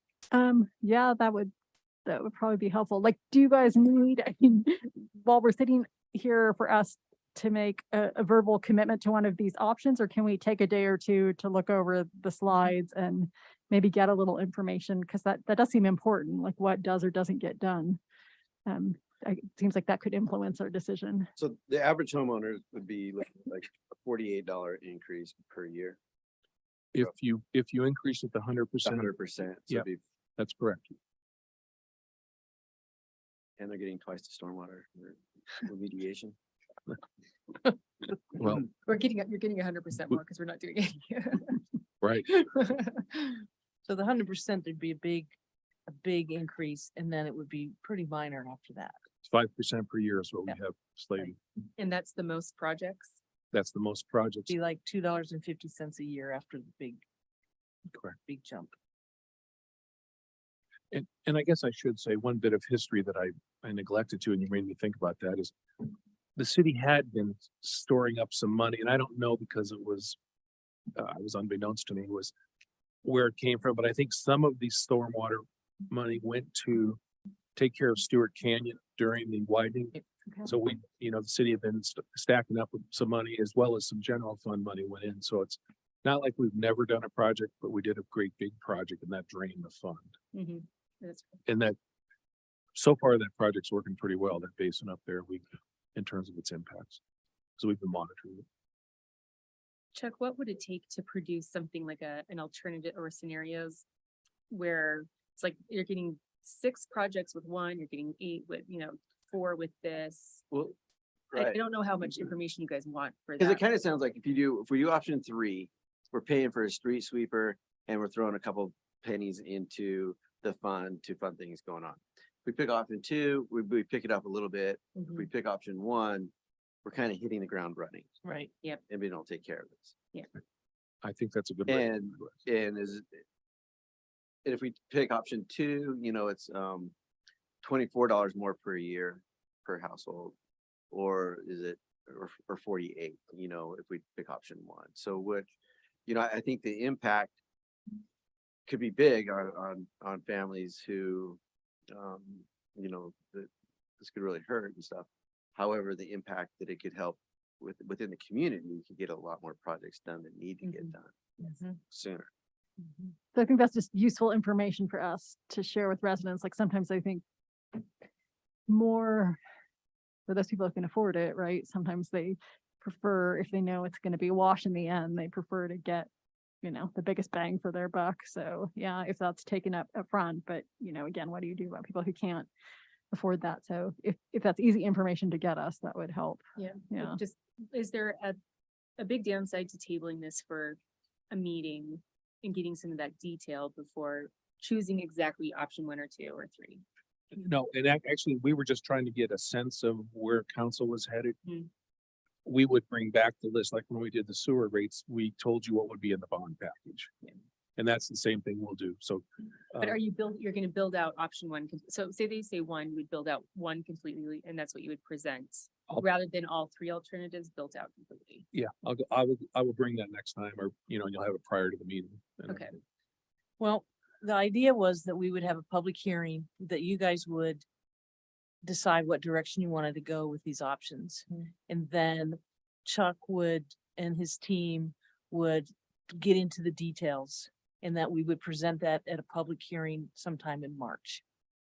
And so, you know, I hear a couple of, you know, let's just go at 100%. I kind of am not hearing, you know, Ronnie would like to get more information. What do you think, Luke? You've been kind of quiet. Yeah, I see where Ronnie's coming from in terms of like getting the information ahead of time before making the decision to kind of direct staff.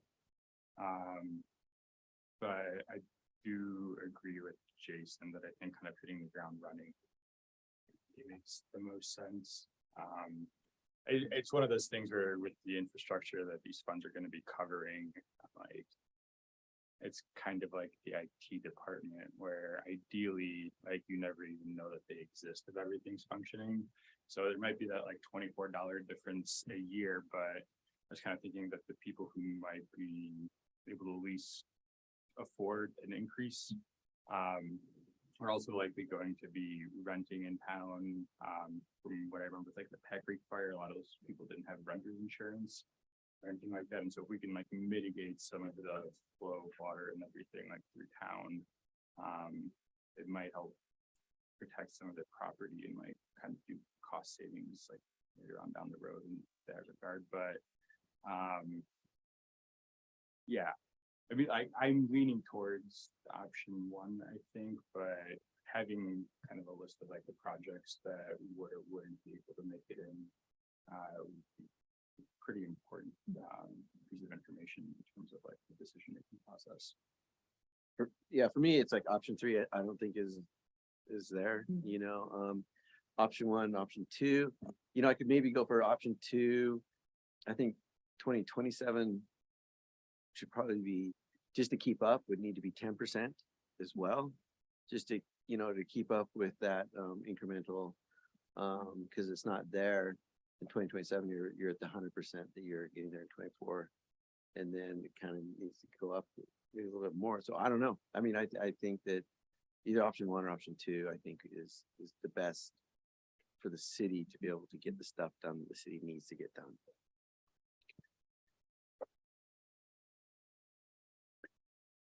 Even though I lean towards option 1, I wouldn't mind having the slides in a day or 2 to think it over. Okay. Yeah, we just wanted to start the process with you. You know, we know you want more information. We expect we'll give you more information. Okay. Yeah. So how do you guys want to handle this? Do you want to get the information to council? Have them look that over, and would it be appropriate if, I mean, through email communications? Or should we put it on our 28th agenda? Yeah. You know, because it sounds to me like you guys are really focused on 1 or 2. Yeah. And so just to save time, I'm wondering if we want staff to just focus on option 1 and 2 and give you the details that you want for those 2 options for you to decide what you want to move forward with for public hearing. Or do you want all 3 options? I think let's not waste their time on 3. I don't think anybody's really excited about that. All right. So Next meeting. We'll revisit it in the next meeting, I think. Okay, Thank you, Mary. We can get info before, to you and get the conversation kind of going, but might be good to, for transparency's sake, just to sort of explain why we're going for option 1 or 2, ultimately, as we build out and finalize the study.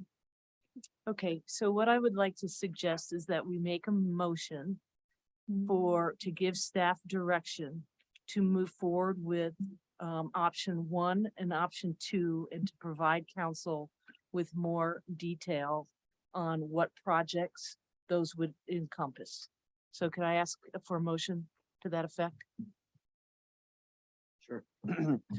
I'll make a motion for staff to come up with scenarios for option 1 and option 2 of projects that will be done under those 2 scenarios, under those 2 options for us to. Sounds great. Thanks. Second? I'll second. Second by Tawny. Any further discussion, Jason? No. Tawny? No. Anybody else? Okay. The only thing that we probably wanted to add in this motion, but you guys know that this will be presented at the meeting on the 28th. And at that time, we'll make a decision on moving forward with the public hearing sometime in March. Would that still work with your time frame? Yes. Okay, very good. Thanks, you guys. Great discussion. We get a vote? Oh, sorry. I already know how you're gonna vote. All in favor? Okay. Motion passes 5-0. Thanks, Tawny. I don't know what I'll do. You can't go anywhere ever. You have to stay here with me. You're always finding my mistakes. All right, we've got 2 more items under general business. 7.3 is the consideration of a resolution 02-2023, a resolution approving phase 3 final plat for Ridgeview Cove Estates, parentheses, Mill Creek Cove subdivision of a property located at 661 South 400 East in Moab, Utah 84532. This is really an administrative approval for the final plat, and it meets all the thresholds. Corey, you can briefly let us know exactly what it is that these guys are considering. Perfect. Good evening, council. I do have not a presentation, but a few items just to orient ourselves. These were materials included in the packet, but to identify where the location of this property is, I know there was some confusion there. 661 South 400 East. And we can see this group of property development and subdivision just to the north of the highlighted area. Those were the original Mill Creek Cove division phases. So what we're seeing now is that last and final phase under a different ownership group that is essentially taking what was an approved subdivision plat that had lapsed and taking it through its final plat application approval.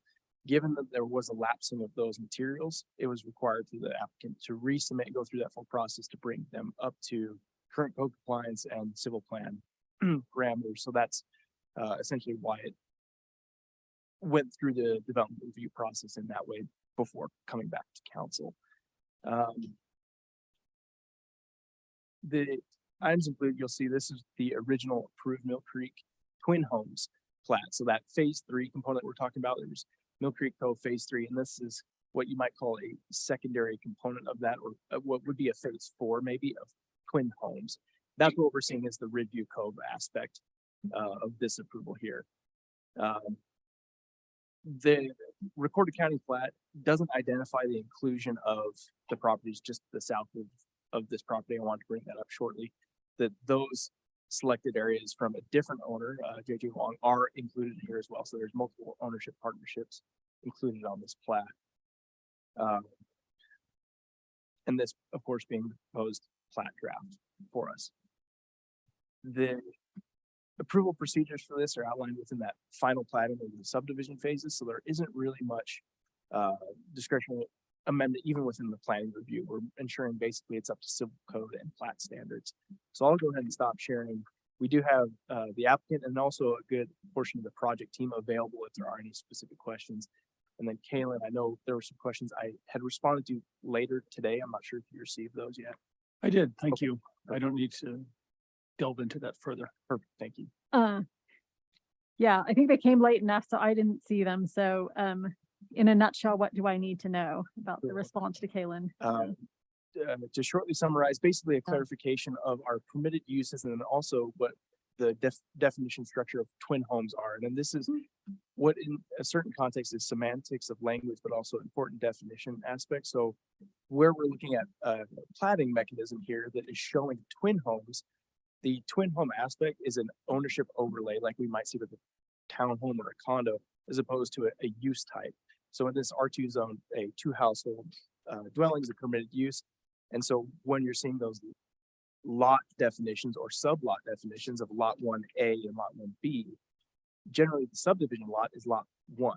And then the category of the twin home is the A or B side of that. So it's an ownership component. It is going to be reviewed construction wise in the same way as a duplex or what we call a 2-household structure. So it's just clarification of the way we have a number of different terms or words for what can be the same things or overlapping things. So it's just clarification. Okay, and just given all that, because I didn't read your response in writing, given all that, are you happy with our code, or is this one of the places where it could be improved, just language wise, or in the future on I think on it's this stuff? Yeah, one of the areas that we could certainly build up with the context of how those ownership overlays work into the subdivision code. And I think that's what Kayla's comment originated of how are we incorporating ownership aspects to what the permitted use is. Right now, they function seamlessly on 2 different levels, but if we want to be more sophisticated, we can integrate those. So we're being more intentional about how our subdivisions are being applied and what type of ownership we're looking for in Okay. certain type of approval. And then just not to oversimplify, but maybe I am, just so I'm utterly clear, the submission is complete, right? And it was done within the allotted timelines. There was so much here that when I was reading it, I was like, oh, I'm just going to ask Corey to just confirm that for the record. Right, it was. Okay. Applicants diligently pursued the completion of that application for that final plat. We started this, oh my gosh, with Terrence almost a year ago, almost Yeah. exactly, or maybe a little under. But because of the updates to the civil plan is really what took the length of that approval. Okay, and the only other thing I had a little trouble following was because of the history going back to 2018, there was some mention of planning commission recommendation at the time. Right. Is that sufficient, or should I have needed a more recent planning commission? They had been addressed with this new civil plan. So some of the Okay. drainage, I mean, given the context of the conversation earlier tonight, some of those were about site drainage and retention basins and how they're going to be maintained. So those have been accomplished within the HOA structures proposed. Okay, and maybe just one question, because I don't think we've dealt with these civil plan sets too many times as a council. So, 25 pages of these, not being an engineer, just educate me as a council member. I just can trust in you and Chuck to have looked those over, because honestly, I can identify some of what I'm looking at, but not all. That's right. Okay. And that's correct. Yeah, we wanted to include that on the record of Yeah. the agenda packet so that it was intact moving forward. But certainly the understanding for the council to have to go through all the details, that is what Chuck's there for. That's his and his team confirmed compliance of all those details and specs. Okay, cool, thanks. Any other questions for Corey? I'll ask for a motion. I move to approve resolution 02-2023, a resolution approving the phase 3 final plat for the Ridgeview Cove Estates Mill Creek Cove subdivision, a property located at 661 South 400 East Moab, Utah, 84532. Great. I'll second. Motion made by Kalen, seconded by Jason. Any further discussion, Kalen? Nope. Jason? Anybody else? I'll call for the vote. All in favor? Aye. Any opposed? Motion passes 5-0. Next, It's a long wait, you guys. I know. Thanks for your patience. 7.4, consideration of a resolution 03-2023, a resolution approving the lot line adjustment of property located at 232 East, 100 South and 244 East, 100 South, Moab, Utah, 84532. Again, this is an administrative approval.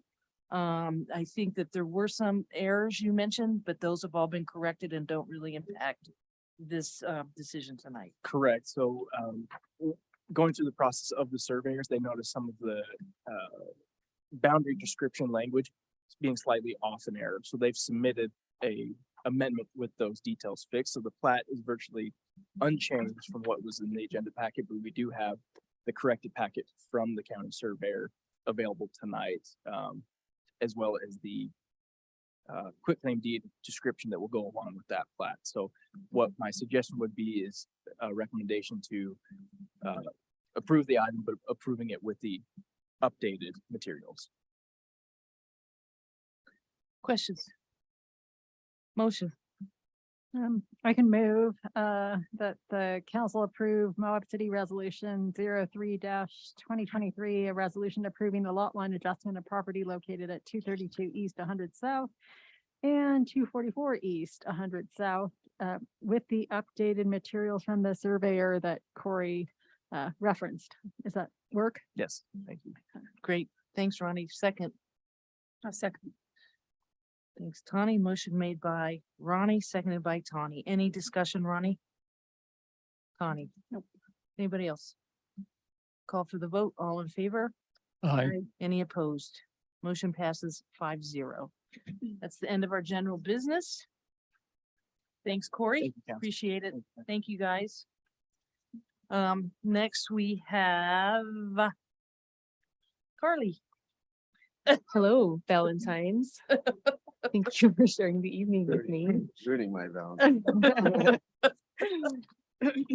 All right, first kickoff, we have some staffing updates. So first, we have the Community Development Director position advertised, and we'll likely be engaging with a headhunter to get a really quality candidate here into town. I know was identified really, it was emphasized during strategic planning that we should have that in place. I'm looking forward to having someone there in that position.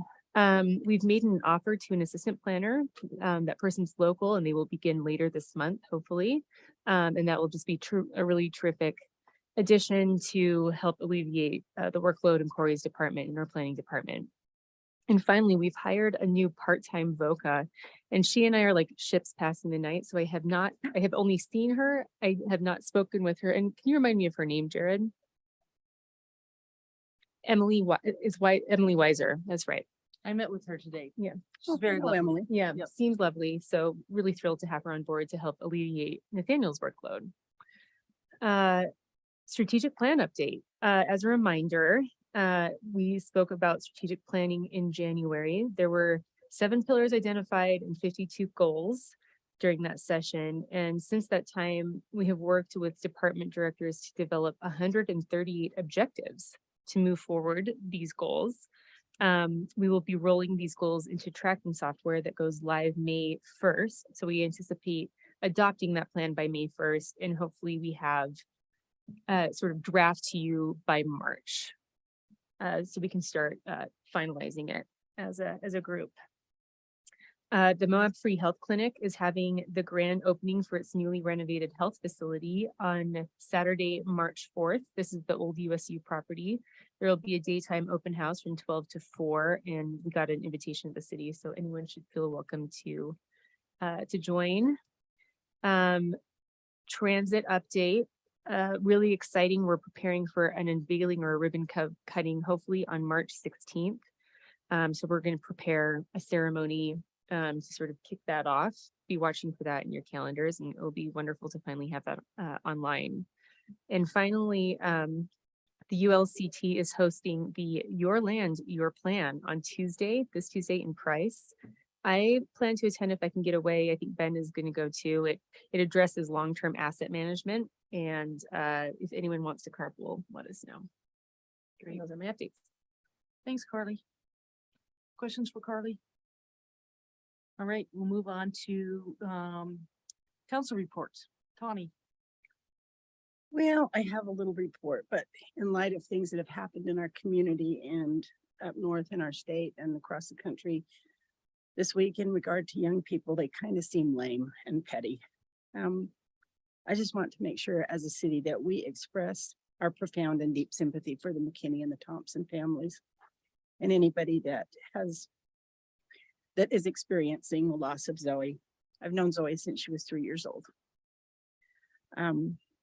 Please give each other room and space to mourn and to grieve, and understand that we don't all do that in the same way and in the same time period.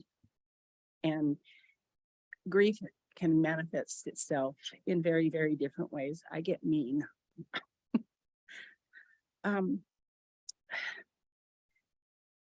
And I want to make sure that I ask you all to look out for people in your circles. If they don't seem like themselves, please reach out. Ask them if there's something that you can help them with, or if you can help them find something that they need. Often when we're grieving like that, we don't know what we need, and just the mere offer is helpful. And lastly, don't be afraid to seek help. Don't be afraid to seek professional help. There is not the stigma that there used to be, and just being tough and gutting through it doesn't have to happen.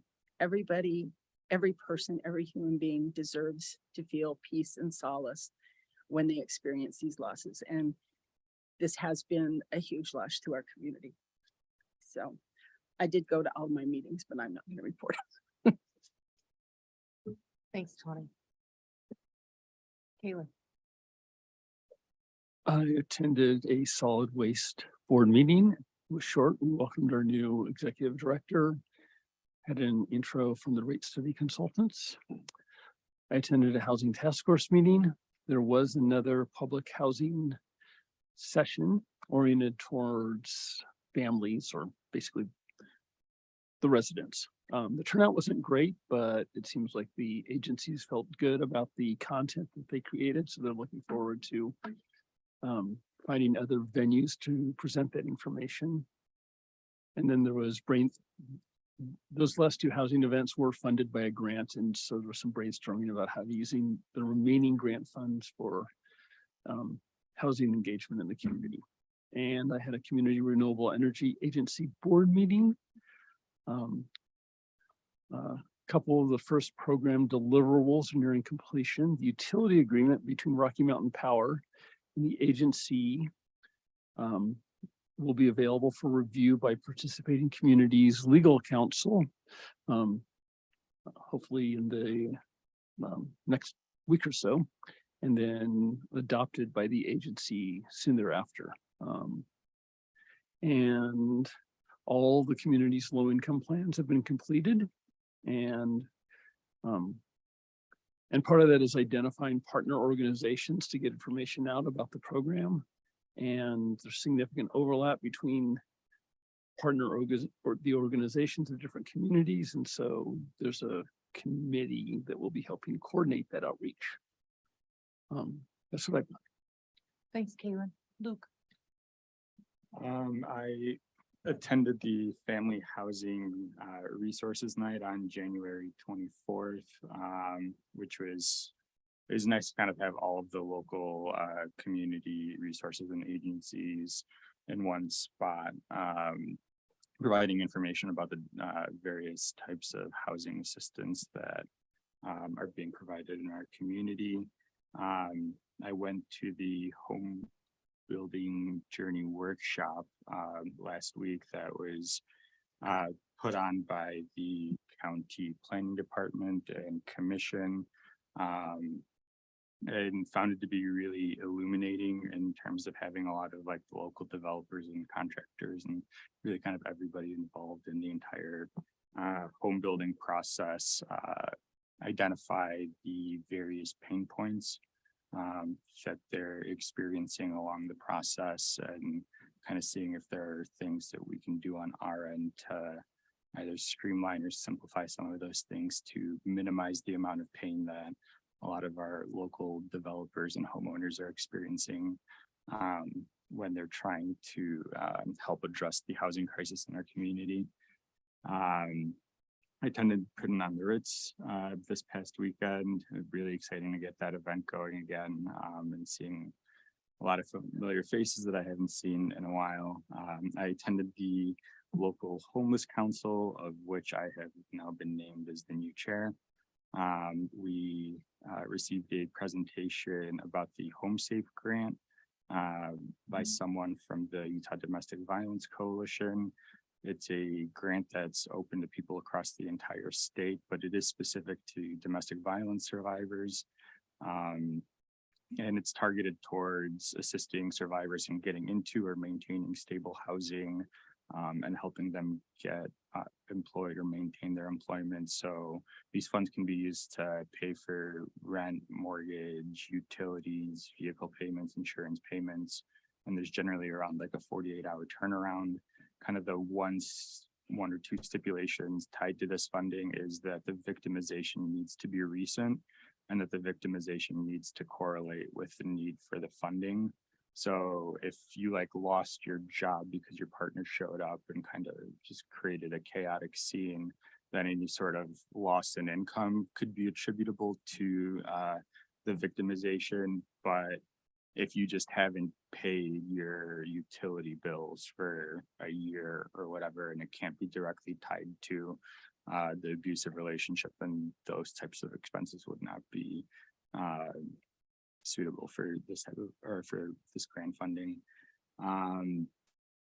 We got an update about the local strategic plan for 2023, where 3 strategic goals have been established. This is by the Moab Housing Task Force, by the way.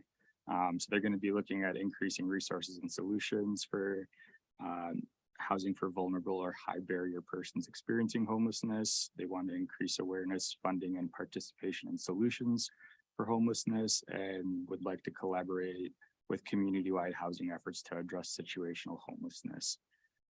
In terms of stats for this past month, there is 116 total individuals receiving housing or homelessness services in the community, 21 of which were youth. 47% of those 116 were literally homeless, with 54% at imminent risk of homelessness. And just under 60% of all of those individuals have reported having experienced domestic violence within the past 12 months.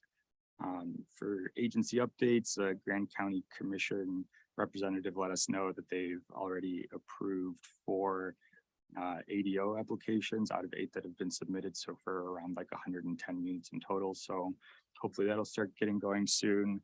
The Multicultural Center wanted everybody to be aware that rent relief from the state of Utah has officially ended. So that's a resource that's no longer available. And if you do need rental assistance, reach out to some of the local organizations within the community. Moab Solutions gave us an update and said that between December and January, they spent nearly $8,000 in financial assistance. So the community donations during the holiday season are very much appreciated and still very needed. And the Community Land Trust has let us know they'll be opening up an office in the Free Health Clinic campus starting next month. They're about to start another round of self-help homes and have a goal of having 50 occupied homes by the end of the year, and are hoping to begin construction on their new multifamily housing project sometime early next year. And that's all I have on my end. Thanks, Luke. Ronnie. Most of my time has been to legislation. So trying to make the daily legislative updates little Zooms that Utah League of Cities and Towns Legislative Policy Committee is doing. And then on Mondays, several of us attend the Legislative Policy Committee meetings, larger ones, and then try to have a little city legislative committee touching base Zoom after that. And then on top of that, there have been several things related to the tailings pile site. I think on the 11th, the 23rd, and the 24th of January, as well as the 2nd of February, we had various meetings. The mayor and Mary McGann, the chair of the Moab Tailings Project Steering Committee, and I met to talk about logistics for planning lobbying efforts March 6th through 10th in Washington, D.C. And that was along with Grand County Commission Chair Jacques Hodler. So just talk through some logistics there. And then we had a Mo Tailings Pile Steering Committee meeting on the 24th of January, Site Futures Committee the day before. The questionnaire that's been out for community members to comment on the future of the pile location ended on January 31st. And so that's results from that were being compiled. And we look on track for the coming year to move another 1 million tons of tailings.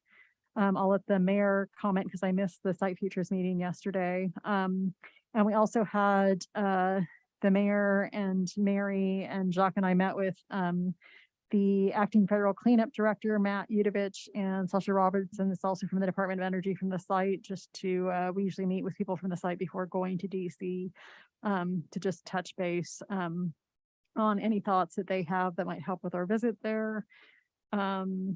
Aside from that, a bunch of meetings that probably don't need to mention, and have been attending the twice monthly, sometimes they only happen once a month, Grand Water and Sewer Service Agency meetings. And probably the main thing of interest to you guys in the past month was they had their own conversations about this interconnect that the city has been discussing with GWISA that would allow both bodies access to more water in emergency situations, like if you needed a fire flow or something. So that's moving ahead. They're just trying to think through some good locations for them to make that happen. But I know they've been talking to Chuck about that. I think that was it. Thanks, Ronnie. Jason. Not a huge amount of stuff. I attended an airport board meeting. We had actually had an emergency airport board meeting to approve the new SkyWest flight schedule, which they got one bid in for it. And it was for basically cutting flights from, I think it was 60 passengers per 50 passengers per flight down to 30. So, and they're cutting the number of flights per day. So we don't have as much capacity as we normally do. And I guess that allowed SkyWest to use a different certification where they could have different pilots come in to fly. And so it'll be interesting to see how that affects things. But, can't remember, it's called like Part 135 or something like that. I think probably under a different designation. And then, you know, we voted on that one and approved it because that was the only bid that was given to us. So anyway. So are they flying now to Salt Lake? Or No, not to no, March? right now they're only flying to Denver, and I can't remember when they're gonna start, mid-March or something. Or So with the new contract, is that gonna be year round to Salt Lake, or is it still gonna be? No, I think it's still gonna end. Okay, shoot. Yeah. And then Chamber was canceled this month because some personal things that happened with the Chamber. And then I also attended the Home Journey County, whatever it's called, zoning mission. And Luke is right. You know, the word pain was said a million times, you know, and it was pretty interesting. All the developers, it was a really good meeting, I thought, you know, and I learned a ton of stuff from it. And and even from my point of view, sitting on a county council, you know, talking about how these developers are going through, and not necessarily us, but these developers are going through the whole process with the planning and zoning commission, you know, and stuff, and they get favorable recommendations, and they go before the county council and they get denied, you know, people don't know why, you know, and stuff. And so it was pretty interesting to hear some of these comments that kind of came out of that, and it was a good evening. So anyway. And then that's it. Thanks, Jason. For me, mostly just like Ronnie, the legislative work that we've been doing. And I was out of town last week, so I missed a lot of it last week. The DOE meetings, we've had several of those. We did meet yesterday. We're in the process of developing a mission and vision and goal statement for the future site committee, because that committee is going to be ongoing until, you know, the pile is completed. They'll still be working on what we want to see out there. We did complete the survey. We had 179 responses, which is great. And we'll share that data to the public in April at our Moab Tailoring Steering Committee meeting at the end of April. And then there'll be a presentation to both the city and the county commission to be announced probably sometime this summer. AOG meeting, those are once a month. I attended that. And then tomorrow we're meeting with Curtis Wells to begin our preparation for our CIB presentation for the Cane Creek project, Boulevard project. We're going to be presenting the CIB board on March 2nd. So thought it'd be good to touch base with him. He's the chair, can give us some tips. And so more to come on that meeting at our next meeting in February. And that's all I have. So with that, we have 2 executive sessions tonight. The first one will be on discussing reasonably imminent or pending litigation. And then the second one will be on a discussion of the character, professional competence, or physical and mental health of an individual or individuals. And the best way to do this is I'm going to ask for a motion to go into executive session to discuss imminent or pending litigation. We will come out of that and then we'll ask for another motion to go into the second executive session. I would like to do it all at the same time, but I guess we can't do that. Anyway, I'm going to ask for a motion to go into executive session. I So move- moved. And I'm going to have a roll call. I have to Don't you have a roll call. Does the motion maker have to state the reason? Yes, and then we're going to do a roll call vote, right? All right, so can I have a motion? Go ahead, Kaylin. I move to enter executive session to discuss reasonably imminent and or pending litigation. Thanks, Kaylin. I'll second it.